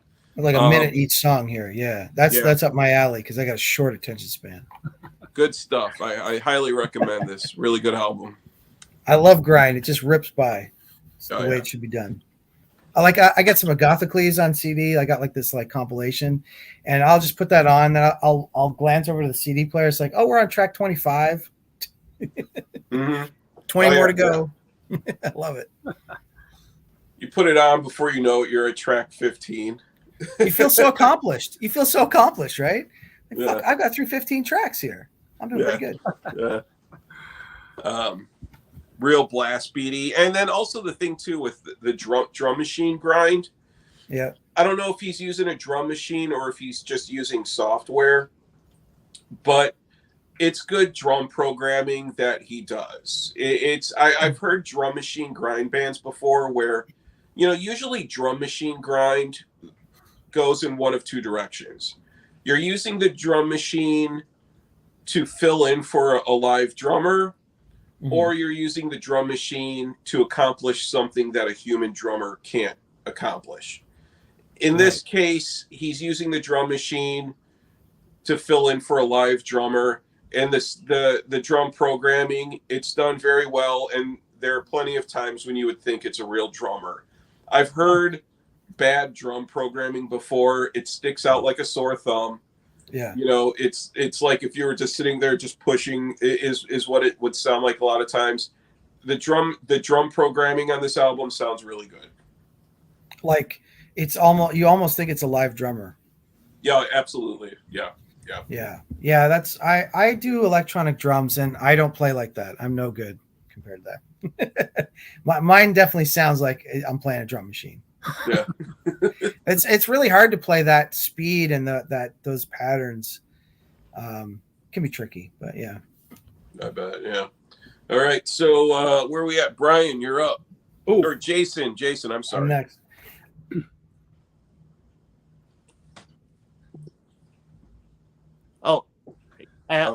Shit. You're mute. Oh, whoops. All right, you're unmuted now. No, okay, good. Yeah, I decided to pick out something that I haven't played yet. So, but it's in my listening pile. This Tom Waits album, The Bone Machine. This is a '90s Tom Waits album. Picked this up used, and I don't know why, but I felt in the Tom Waits mood, but I didn't feel in like the classic swordfish trombones, you know. So this still has him like meandering around with his voice and stuff, but it's got like '90s kind of production. So I want to say maybe like drum machines, maybe, and kind of like not hip hop, but like there's maybe a sample on this thing. I don't know. There's a hell of a lot of songs on it though, so that's a little daunting. But some of the songs are 2 minutes, 3 minutes long, so I think I could get through it. Black Wings is on here. Does anyone know this album? Yeah, No, that's awesome. I I don't. love that record. Is it? Yeah. So tell me about it, Brian. So like this is mid-career Tom Waits in the 90s. Well, you know, you're reminding me that I haven't heard it in a long time, but I bought it on CD when it came out. There's no vinyl pressing as far as I know. Or is Probably there? I'm not, not sure. Maybe there is. Oh, yeah, there are, but they're probably all unofficial. Anyway, I bought it when it came out. I think it's, I mean, but I realized I haven't heard it for years now. It's Murder in the Red Barn. I don't know why, but I clicked on some links and I was like, "Oh, this sounds interesting. A different take from Mr. Waits." Yeah, I mean, there's a song I don't want to grow up as kind of. I didn't love that song, but that feel is great. Jesus Gonna Be Here is pretty awesome. And the Going Out West, of course, was the big track. I think there was a video for that too, right? Okay. Yeah, I kind of lost track of him by this point. I mean, everybody knows the original stuff, Frank's Wild Years and that kind of stuff, right? So for that album, is there anything that really stands out as that makes that album stand out from his earlier stuff, and there's a reason why it's forgotten or? No, this is a 90s era thing. It's like listening to metal, and when they went in the 90s, they went into grunge, like Anthrax, and you're like, oh, you don't want to listen to that album. So I mean, I don't think it's as bad as Anthrax's 90s output, but yeah, it's certainly not in the canon, right, Brian? Like no one says, listen to this Tom Waits. Don't start here. I think they should, because it was quite a bit of a change in sound from Frank's Wild Years, right? I mean, it is. Very. And that carried through to the Black Rider, I guess. But it did. So this sound did carry through for a bit. I think so. Oh, of course, the Black Rider is a soundtrack really to a play that was a stage play or something. So it's a bit different, but that sort of extra husky voice or that crazy voice, it gets a little deeper, I guess. And then I love his acting too, right? Yeah, that's true. Yeah. Well, you know, there's a Tom Waits MoFi that I want to get. I told a buddy of mine about it last year. He's a big Tom Waits fan. I'm not a Tom Waits fan. But me neither. I'm not huge on it. But the MoFi is a soundtrack with Crystal Gale. Yeah. I forget the name of the movie, but I think they do a couple duets, but then it's like a song he does and then a song she does. And I kind of like some Crystal Gale. I like her voice a lot. So that reminds me, I want to, and it's a MoFi. But it's an old MoFi too. I think it might be from like an 80s MoFi or something. But that reminds me, I want to pick that up. It's called One from the Heart. Yes. Yeah, that's it. I have the original. I have an original Canadian pressing of that. Like this is almost Tom Waits trying to be alt as well, right? Yeah, for sure. If you're in the 90s, you're like, I'm alternative. Yeah. Kind of. Check me out. 1992. So a lot of the rock bands and from that era, they kind of go with the alternate sound. Yeah. It's funny. Even Gary Newman, he actually tried going to the more of the Nine Inch Nails sound. Yeah. Well, the last four records are that kind of sound. Quite techno. Yeah. I saw him live. It was amazing. It was good concert. I can't imagine Tom Waits doing techno with his chain smoker. Like this would be as close as you get with beats behind it, and that's. But who knows? Maybe it would be amazing. Now I want to look that up because I'm like, I bet you somebody has sampled. Oh, actually, speak of the devil. Okay, Third Base, right? Absolutely sampled Tom Waits. Down in the Hole. It's on the Gas Face album. So a hip hop sample that was cool, and it's almost like a skit when they do it. And then house record. Yeah, actually, there's some local house producers that did like a Jack and House version of Down in the Hole. Huh. Put a little funky step to Down in the Hole. Yeah. Okay, cool. Okay. All right, Wilson, you're up, man. So the next one I've been listening to a lot is Fear Factory. Oh, okay. Oh, is that the new one with the new vocalist? No, it's the last one with Burton C. Bell. There's no official recording with the new vocalist Milo Silvestro, but this one finally came out after recording it somewhere in 2017. The band went through legal hell between former band members and Dino Cazares and Burton C. Bell. But ultimately, to put the short story, Dino won. He got the rights back, and there's a lot of legal stuff where Burton lost his trademark right to the band name. Mm-hmm. Now it's all under him, but Burton decided to quit. He's like, I'm out of here. So yeah. So this one right here is the last album with Burton C. Bell's vocals in it, and this is actually very good.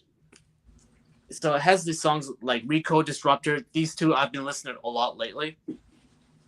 And of course, the other great songs like Fuel Injected Suicide Machine, which is based on Mad Max. This is almost like industrial metal, right? Like this is drum machines? Definitely industrial metal right here. Yeah. Very aggressive, too, at that. But very modern production. Yeah. Yeah. Oh, look at that. Fear Factory in the house. Yeah. Now, these are both the Run Out Groove pressings that from like a few years ago.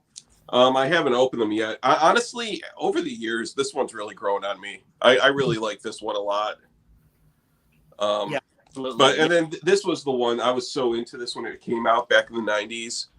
The Demanufacture. This was a classic back in the day. Yeah, I have those too. I must say the mastering is superior to other formats. They did a very good job with the mastering, even though they got it from the digital source from the analog tapes. It just sounds fantastic. For the Demanufacture Run Out Groove. Yep, and Soul of a New Machine, because a lot of these master tapes are owned by Warner Music Group. Yeah. They don't give out master tapes unless you're Kevin Gray or Bernie Grunman, and I'm pretty sure they're not doing Fear Factory records. So instead, as somebody who didn't listen to any metal in the 90s, like I stopped listening to metal like say 86 or something. Okay. Were these guys popular? I mean, I've heard of the band. Like, so were they like the level of like Ghost is now? Like, were they touring big stadium tours? Was this popular? When the term cyberpunk got big, right, is when also movie? Sort of that electronic infused metal sound was big, because Nail Bomb is another band. Okay. Fear Factory, I would say, were sort of at the forefront of that whole movement, because then they would have, and a lot of it too was kind of corny, where there would just be like pew pew pew pew pew, just to show that they have electronics in their metal. And then a lot of times the drums always kind of bothered me, because on Demanufacture it's like, okay, the drums, they intentionally made it sound like a drum machine or something. You know, like it in fear of the first one, Fear of the New Machine or whatever. Fear is the Mind Killer. Fear is the Mind Killer. Yeah. That was on the Soul of the New Machine reissue. Well, okay. Fear is the Mind Killer, I think, was the EP that they put out. Yes. In between the two, but so does it sound dated, or maybe it sounds dated in a good way now? Like you're like, no, nostalgic kind of. It sounds dated in like that 90s electronic metal sound. Which has not really come back in, right? I mean, compared to old school death metal and everything that's in now. Fear Factory has not made not at all. It's nothing like that now. No. But I see it slowly creeping in. Like Wilson definitely shows it all the time. Yeah, I have like some industrial metal. You know, I mean, Fear Factory is probably my number one because I fell in love with them when I first heard Zero Signal from the Mortal Kombat movie. Yeah, and that's the thing too. I think that was the time too when bands started to get recognized for video game soundtracks. Yeah. Or and movie soundtracks too. When they were creating movies based on video games. That was a whole era. Were part of the soundtrack. That was a whole era, and it was tied in with the CD era too, where you put 20 songs on a CD or 14 or whatever, right? So fill them up. Yeah. Compared to now, right? Like you think about Spotify, like nobody talks about music that's in video games or movies now, do they? I mean, it's more streaming. TikTok. Well, I guess in TikTok. Yeah. Well, I think it really depends. I mean, when it comes to video game soundtracks, a lot of it is very popular outside of the games. So you get like games on Final Fantasy, Genshin Impact, which is another game I absolutely love, and a lot of Square Enix games. Mortal Kombat. Yeah, like even I would have that CD. Yeah, Napalm Death was on that. Yeah, Napalm Death, Bile, another industrial metal as well. Yeah, Bile. Yeah. Yeah, so a lot of it do have. I mean, even Fear Factory did some soundtracks for some games, like Messiah, Demolition Racer as well. They actually make some songs for that as well, and they made a few other appearances on other games. Even there's one Terminator game, they actually have some songs that are included. Yeah, you just don't see that. Early Tomb Raider, when Lara Croft was like had the polygon tits that were pointy. Actually, you know what? You know why you don't see that anymore? Not that I've played a lot of modern gaming, but I did get a PS1 or something once, and I think you can connect it now to a stream, right? So you wouldn't have bands making music specifically for video games because while you're gaming, you're just streaming off Spotify playlists, right? Like, so that era is kind of done. I don't know about that. I haven't heard anything of that sort of thing. Yeah, I don't know if it was. Yeah, I think it was like a PS1 where it was like, do you want to connect to your Spotify playlist and use that as the video game music? So I could be like, okay, Born to Run, Bruce Springsteen. Here we go. You know, whereas Dancing your generation, Queen, right, was more like, give me the Mortal Kombat. And the Mortal Kombat, you know, bands would specifically produce a song for Mortal Kombat or, or I don't know. I'm just riffing here, but the soundtrack to Quake. Quake 2, yes. Quake 2, yeah. Yeah, that was with Sonic Mayhem. Also fantastic. I know Rob Zombie actually composed the intro movie theme, the movie opening cutscene when you first start the game. Rob Zombie actually had a hand in composing that song. Okay. And Bill Brown, he also another movie game composer as well, also makes an appearance. Yeah. And Frontline Assembly also made an appearance in Quake 3 arena. So what year would Quake 3? We're talking the 2000s or? I believe 1999 to 2000. If I remember right. Yeah. You have some recent video game records, right? Or like vaporwave kind of stuff, no? On vinyl? Yeah. It's beside me, like this one here, Neon CD Records. Yeah. So not so much like metal anymore. Industrial metal for the video games, more like synthwave, Yeah, synthwave. Yeah, especially with vaporwave. Hotline Game Miami, and is another really big one. Mm. That, but but other games they still do it the orchestral, or they do it the dancey tracks, or they do it more of a like indie rock sound. A lot of it tend to be very like the Persona video games. They tend to be kind of a wide gamut of like music, and Genshin Impact, of course, is all orchestral, kind of delving different Middle Eastern, Indian, Persian to like Chinese, Japanese, and like more conventional like European like elements into depending on the area of the game you play in. So absolutely fantastic. I love Genshin Impact. All right, cool, awesome. I like revisiting the the soundtracks from that era. Because there was the time when it was like the soundtrack was a big deal, and the bands had just like the Judgment Night soundtrack and Less Than Zero soundtrack. When it was like the Crow soundtrack is historic. I mean that's a huge one. And they had The Cure, Pantera, but they were all original songs for the soundtrack. Yeah, there was like an era for that. Well, I mean, people did it in the '80s too, but I kind of remember this '90s, 2000s thing. Yeah. Judgment Night, yeah, that was a good one. Yeah. All right, Brian, you're up, man. All right, well, after that, I think because Jason showed something from 1992, I will also do that. So this is something I've been listening to recently. Oh, Sugar, that's Bob Mold's band. So this is I don't have the original. I bought this on CD when it came out, and there was a vinyl pressing which I don't have. But this is the reissue, which includes Beaster on the back.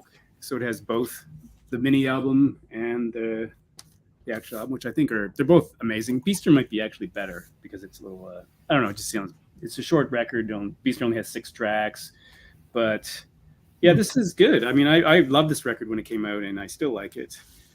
And it's his best. I think it's his best of that band. I really like the File Under Easy Listening as well. Fuel, which came out after this, which I have an OG of that one. I don't know why I have an OG of that one, not this one because it's later. But I think that one's good too. But this is probably his best, the best. So now, Sugar was after Husker Du, right? Yeah, it was. Yeah. Okay. All right. So it's that. The more poppy sound of Husker Du. Like he's not going back to hardcore days or anything with this. Exactly. No.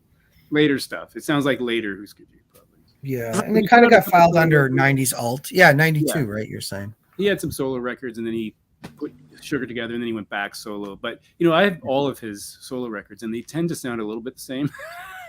The last it's pretty consistent. So whether that's good or bad, I don't know. But anyway, did you ever get a solo record by Grant Hart? Like, did he do anything solo? Should I? I don't know. Yeah. I don't know. Don't have any. All right. Let me see here. What am I going to talk about? How about, do you guys want to see grindcore? Do you want to see a throwback? Or do you want to see something that's a staple? Roll with the dice, man. Roll with the dice. Staple. A staple. Staple or throwback. Okay, so going back to early grindcore. Early grindcore, this is the Locust. And this is their first 7-inch. And the Locust were the first band where I heard crazy electronics mixed in. Well, I mean, this fits though how we were just talking about metal and then electronics into metal. The Locust were power violence and grindcore mixed in with electronics like crazy keyboards and stuff. And I was going through a bunch of my old 7-inches, and I was like, holy shit, I still have this. And this is their first 7-inch. Same type of thing where the songs are 45 seconds long. Nice. And it's just screaming and just crazy keyboards and blast beats. And when people hear you listening to it, they're like, good God, what is that awful stuff? And this is definitely a pretty important record in the history of, like, you know, 90s hardcore. Does this get into like Alec Empire kind of thing, Atari Teenage Riot? Or is it more grind noise? No, this is, well, you know what? The Locusts do have a Kid 606 remix album. Oh, yeah? I have right here, I have an old Kid 606. I can't show this part of it, but a Kid 606 7-inch here. Right. But I have I think it's a double 12-inch of Kid 606 doing Locust remixes, which is pretty crazy. I'll try to find that. And that's definitely some crazy break beats and maybe some stuff that's more like gabber, hardcore techno, you know. It's, yeah, I'll have to, this weekend I'm gonna dive into some old record crates and see what I can unearth from those, and, you know, blow the dust off of them. But yeah, I found this today going through some old 7-inches, and I was like, holy shit, this thing is pretty awesome. Sounds like something I need to investigate for sure. Would be up my alley. Yeah, definitely. Yeah, the Locust. Good stuff. You're up, Jason. Hey, you know, Brian, when you're showing that Trouble Man label? Yeah. I do have a couple things on that label, actually. Hair Police. I've got like a CD. It's really cool, noise rock. And I got some other 10-inch on that label. Yeah. How did you get that John Weiss thing? That was like pretty random. Man.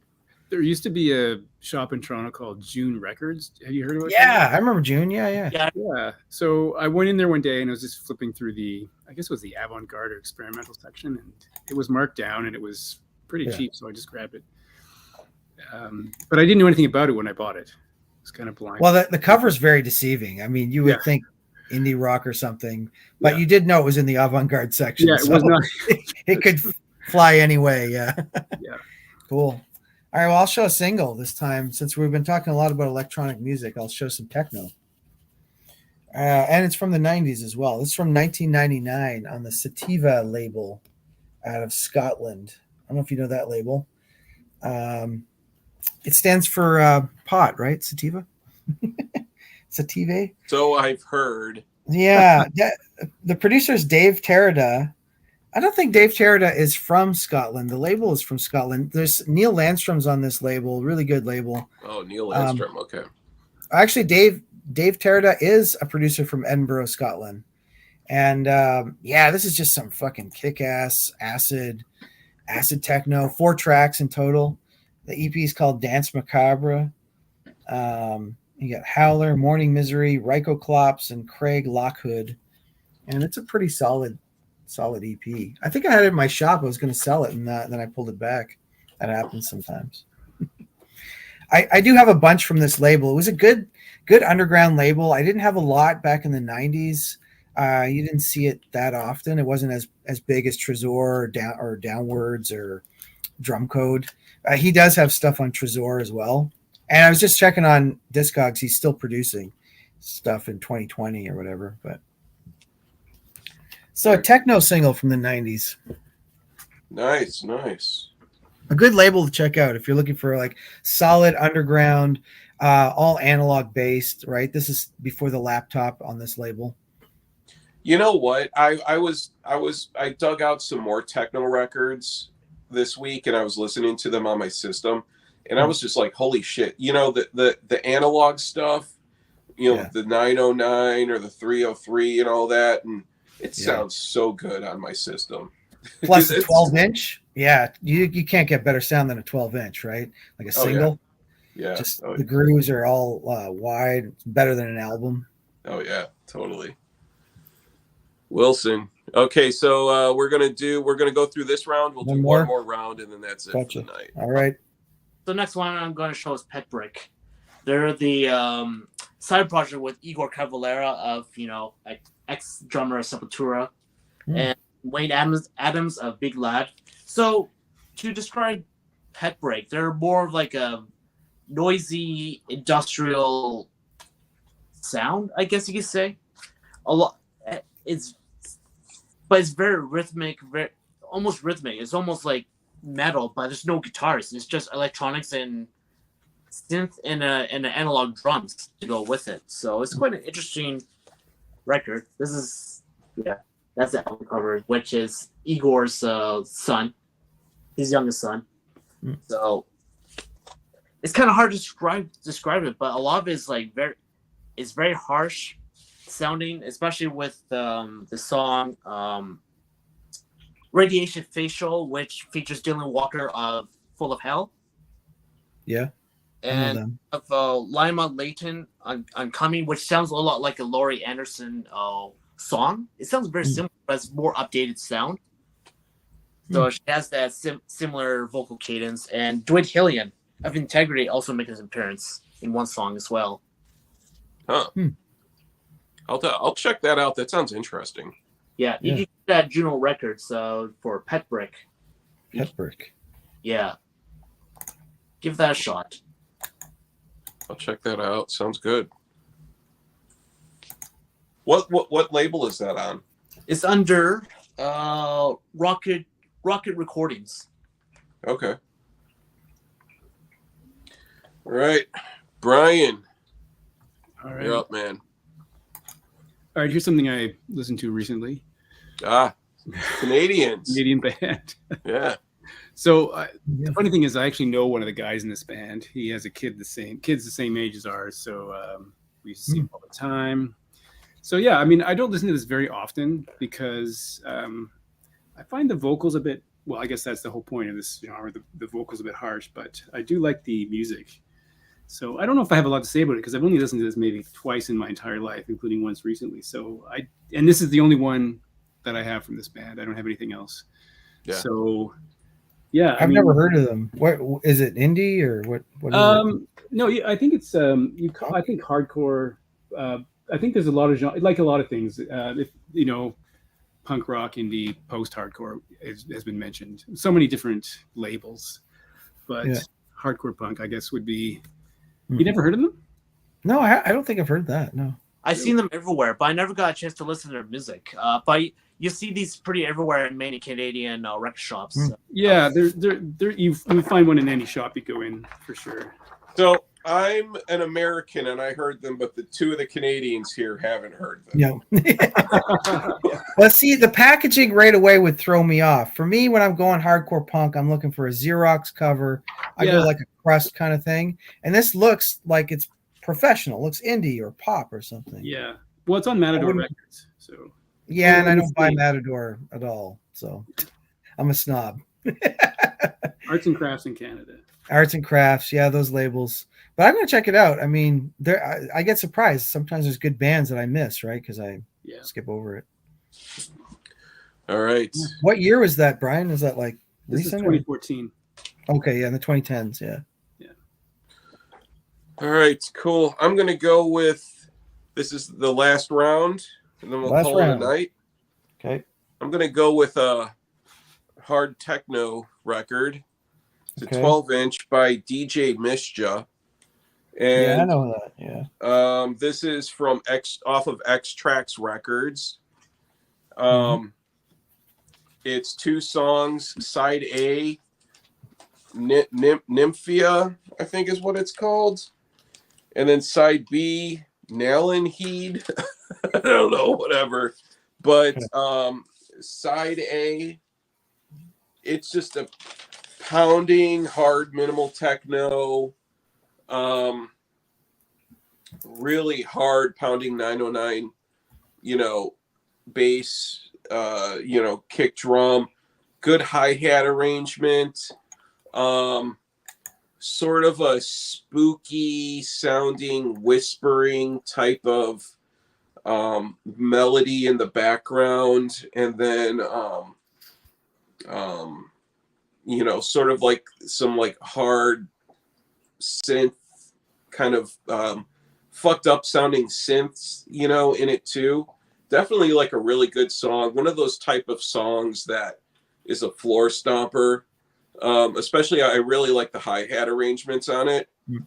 And the flip side is just a really short song, but this is another one where it's more tribal sounding in a way, like tech house that had sort of that tribal sort of instrumentation, not tribal instruments, but the tribal type of pattern over it. Good stuff. Definitely that 140 BPM type of yeah, I don't know that one. Is that minimal techno from that? Is that on DJax or what label is that one on? X Tracks. On X Tracks, okay. Yeah, I mean this is a 12-inch that I got back in the day, and then it's been sitting in a crate. But I cleaned it up and listened to it this week, and man, it bangs. It absolutely good stuff. Yeah, I feel like that was a Dutch label. Yeah, it was Netherlands, X Tracks. Yeah. And it was run by DJ Mischa. That was her label. Yeah. So what awesome hard minimal techno, man. Good stuff. Definitely very like the sound was just very kind of just dark. Yeah. Like stomping. Yeah. So yeah, that's I went to a couple raves like that before that were like heavy footed. It's good stuff. All right, last one, and then we're done. You're up, Jason. Okay, last but not least, I saved some grindcore for the end. Okay. Suffering Mind out of Poland, some Polish grindcore. And this is a recent release. This is like their latest release. I think came out in 2022. And I have one other album by them, came out maybe 10 years prior. It's really good. Short, crazy songs, right, on side A. But then side B is all one song, basically. And it's kind of got like some synths and stuff. It's like a really weird, like, ambient thing. They do have some like cut up sample, like vocal samples sometimes in the side A. But this one kind of gets in like this dark kind of ambient thing. And then towards 3/4 of the way, there's a crazy blast beats, and then back to the ambient thing. So kind of an experimental side B to what is a crazy amount of songs in side A. Like, I don't know if you can see all the grooves on that. Yeah. Oh yeah. Look at the grooves. It just looks just straightforward, like grind. You can tell. Fuck yeah. Yeah, it's a good record. Suffering Mind. I guess they've been around for a while. Real crustcore kind of lyrics, like, political and like social decay, society decaying, media bias, lifeless, bullshit existence, body parts, betray, struggle, contrived, collapse. A lot of one-word song titles. And you got the collage, of course. You have to have that in metal. Right. Yeah. Collage insert. Yeah, cool. 3-piece. Looks like it's a 3-piece band. It's where like a grindcore band, I feel like a 3-piece is the max. Yeah. If you have a grindcore band with like 4 more members, it's like, what the hell? You know what I like a lot of times in grindcore is when you have the two vocalists, like one guy doing the and then another guy doing a higher yell. Just like Extreme Noise Terror with Phil Vane and Dean Jones. Yeah. That's kind of fun. Yeah, I think they're the progenitor of that sort of approach with the dual vocalist. Yeah. Or extreme music. Yeah. Wilson, last one for the night. Okay, so this might be anticlimactic because it's not heavy at all, but let's go with this. Oh, okay. This is Kiro de Pirate. This is a French, Quebecois French indie pop singer. So this one came out in 2010, and it's there's a sort of genre about like French pop called chanson. It's pretty unique approach to like French music, but this one kind of goes more like a throwback of like the 50s, 60s pop sound, and Okay. absolutely amazing. I saw her live like 3 times.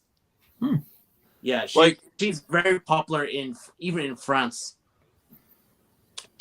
Okay. So, Yeah, when you say French pop, kind of like Stereo Lab or like France Gall, like traditional French pop, like from the 60s. Yeah, traditional pop like France Gall from France. Yeah. Okay. Yeah. Exactly like that. It's a very similar sound. Even the instrument sounds kind of like that too. So Almost like a rockabilly thing. Or no, maybe not that far. Not really. Wow, weird. How did you discover this artist? Like just from seeing them live? So I think I discovered from a video game that she composed music for. Video game. Again, I'm telling you. Yeah, Child of Light. She actually did music for. She actually helped compose music for it, like writing the music piece, and it had the backing of an orchestra. She has her own song, like any song. So that's how I discovered her. So it's just wow. and instantly fell in love with the music. So yeah, I have most of her. I think I pretty much have all of her albums at this point. Nice. And what was her name again? Kiro de Pirate means pirate's heart in English. Oh, Cur the Pirate. Okay, yeah. Yeah, COEUR DE pirate. So this is more. So I love her music. Nice, awesome, good stuff. All right, Brian, last one for the night. All right. Take us out. I listened to this because in the part I saw last week, Jason pulled out some CDs from this band. So I listened to this recently. Ooh. Yeah. Oh, sorry, there's Nice one. Oh, this is the reissue from 2016, I guess. Sisters of Mercy. Anyway, I hadn't heard this in a while. It's as good as I remember. I mean, I like this band, so obviously more is on here. Dr. Jeep, Detonation Boulevard, Vision Thing. So yeah, I mean, this is. I don't know. I don't know which is the best Sisters of Mercy record, but I do like this one. I don't know if this is it. I'm not sure, but anyway, I recently picked up the greatest hits package a while ago. The what's it called? The Slight Case of Overbombing, which is pretty cool. But this is good. I don't know. Yeah, I need to get those. I have a bunch of the 12-inch singles as well that I picked up over the years, but yeah, this is good. I don't have an original. Hard to find. So, are you gonna see Sisters of Mercy when they're on tour? Are they coming up around your area? I don't. Good question. I don't know. I haven't been to a concert in a while. I don't know. I maybe not get to it. I'm not sure, to be honest. They haven't any Canadian dates. Only the U.S. As far as for is that right? Yeah. Oh, really? They rarely come to North America, if I remember. Yeah. I've never seen them around here. They haven't recorded any new music since this, right? This is the last. Isn't this the last thing? That's it, pretty much. Yeah. You'd think they could at least put out one album. I mean, I think he had a fight with his record company, though. Isn't that what happened? He had a fight with everybody. He fight with the band too, right? They broke off and made the Mission. Yeah. Well, it's like a one-man project. I mean, he has his own thing. He it's like for him, he just kind of goes with like it's my way or the highway sort of thing. So I know his way of approaching music probably rubs people the wrong way, but it doesn't change the fact that music is pretty damn good, though. Yeah, it's true. It's good vision. Yeah. It's a good vision thing. The vision. Oh, yeah, it's a vision thing. Oh, boys. Good one. All right. That was a good stream, guys. We covered a lot of fucking ground in there. That was a lot of. We even had some chanteuses there, a little French indie at the end, too. Yeah. And fitness at the beginning there, as I remember. Yes.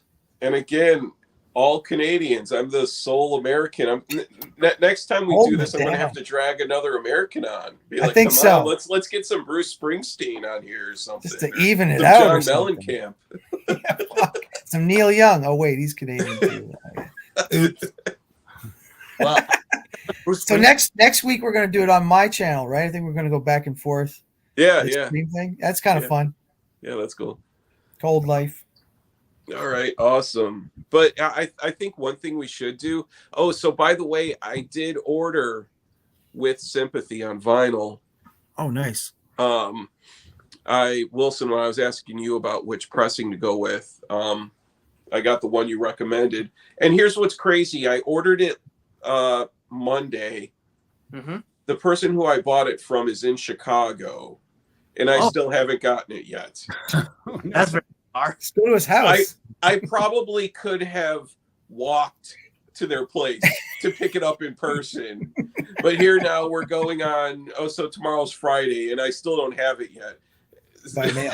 So, but yeah, I'm hopefully I'll get it tomorrow. I'm assuming I should, but I think we should plan like an early ministry deep dive. I think that would be interesting. Sure. Like the 12-inch singles, and then With Sympathy, Twitch. You We know, could do a ranking. Are you talking about like a ranking? a ranking, ranking, or just kind of, because that was from the time too when it was ministry changed a lot. I mean, they really did. There was such a huge change from when you think about from Cold Life to Land of Rape and Honey, or Mind is a Terrible Thing to Taste. I mean, it was just the sound. Every album really sounds a lot different from the previous one. Even Twitch to Land of Rape and Honey, they all sound a lot different. So I think that era of ministry, I think it'd be good to do a deep dive on that stuff. Yeah, I mean, we could show each album and then say where we would rank that, like in terms of our number 1 or 2 or 5, or but go chronologically. Huge though, because you had to go. We're not talking about going all the way up to like their latest album, are we? Well, like I've heard that new shit. It's garbage, I think. But yeah, I couldn't. I think everything up to Psalm 69 is like classic ministry. Yeah. Filth Pig and everything after that, I kind of just lost. Dark Side of the Spoon. I just, anything that they've done in the past 15 years, I just haven't even listened to any of it. There's no point. Funny thing is, Filth Pig is what got me into like stoner doom metal. Believe it or not. Yeah. There you go. Yeah. So I like Dark Side of the Spoon. I like Animosity. I even like up to only like up to Rio Grande Blood. That's pretty much where it goes. You can speak to the later ones, but I'll go and take a listen through Spotify and see if I find any gems in some of those records. Yeah, because I don't own all those or anything, but we could talk to all of them. But I only have up to the early stuff and up to Animosity, Rio Grande. Yeah, somewhere around there like that. Yeah. All right. Well, something to think about. Brian, you too. It's you already have right there. You have Twitch, Cold Life, and then is Mind is a Terrible Thing to Waste. Oh he's man, more. see, Look at this. Pretty inside the 12-inch, the top right. Look at this. Oh yeah, those are singles. Yeah. This is Burning Inside. Yeah. Twitch. Oh man. Oh wait, there's more. Oh, there's. Wait. See, now he's flexing. Over the shoulder. He's like, oh wait, there are more. Hold Well, on you know a what second. though? I have to tell you my saddest ministry story, and that is like I think 8 or 9 years ago, I was in a store in Toronto, and they had a beautiful original Canadian pressing of With Sympathy, and for whatever reason, I had a handful of records. I didn't buy it because I thought, well, I'll pick that up later. But of course, that's the only time I've ever seen it, and it was like $8. Oh my god. Well, yeah. That was my story about when I passed up With Sympathy in the used CD bin, like 10 years ago, and I still live to regret it. But it haunts Can't me. even get the CD. Yeah, exactly. Yeah. So. But I don't have anything after on vinyl. Anything after The Mind is a Terrible Thing to Taste. I don't on vinyl. I have nothing after that. Yeah. Well, Brian, you'll be in our ministry deep dive. I think so. So get ready. Yep. All right, guys. It was good chatting tonight. Peace Thanks out. for hanging out, and we'll chat again soon. All right. See you later. All right. Have a good one. Bye. Bye.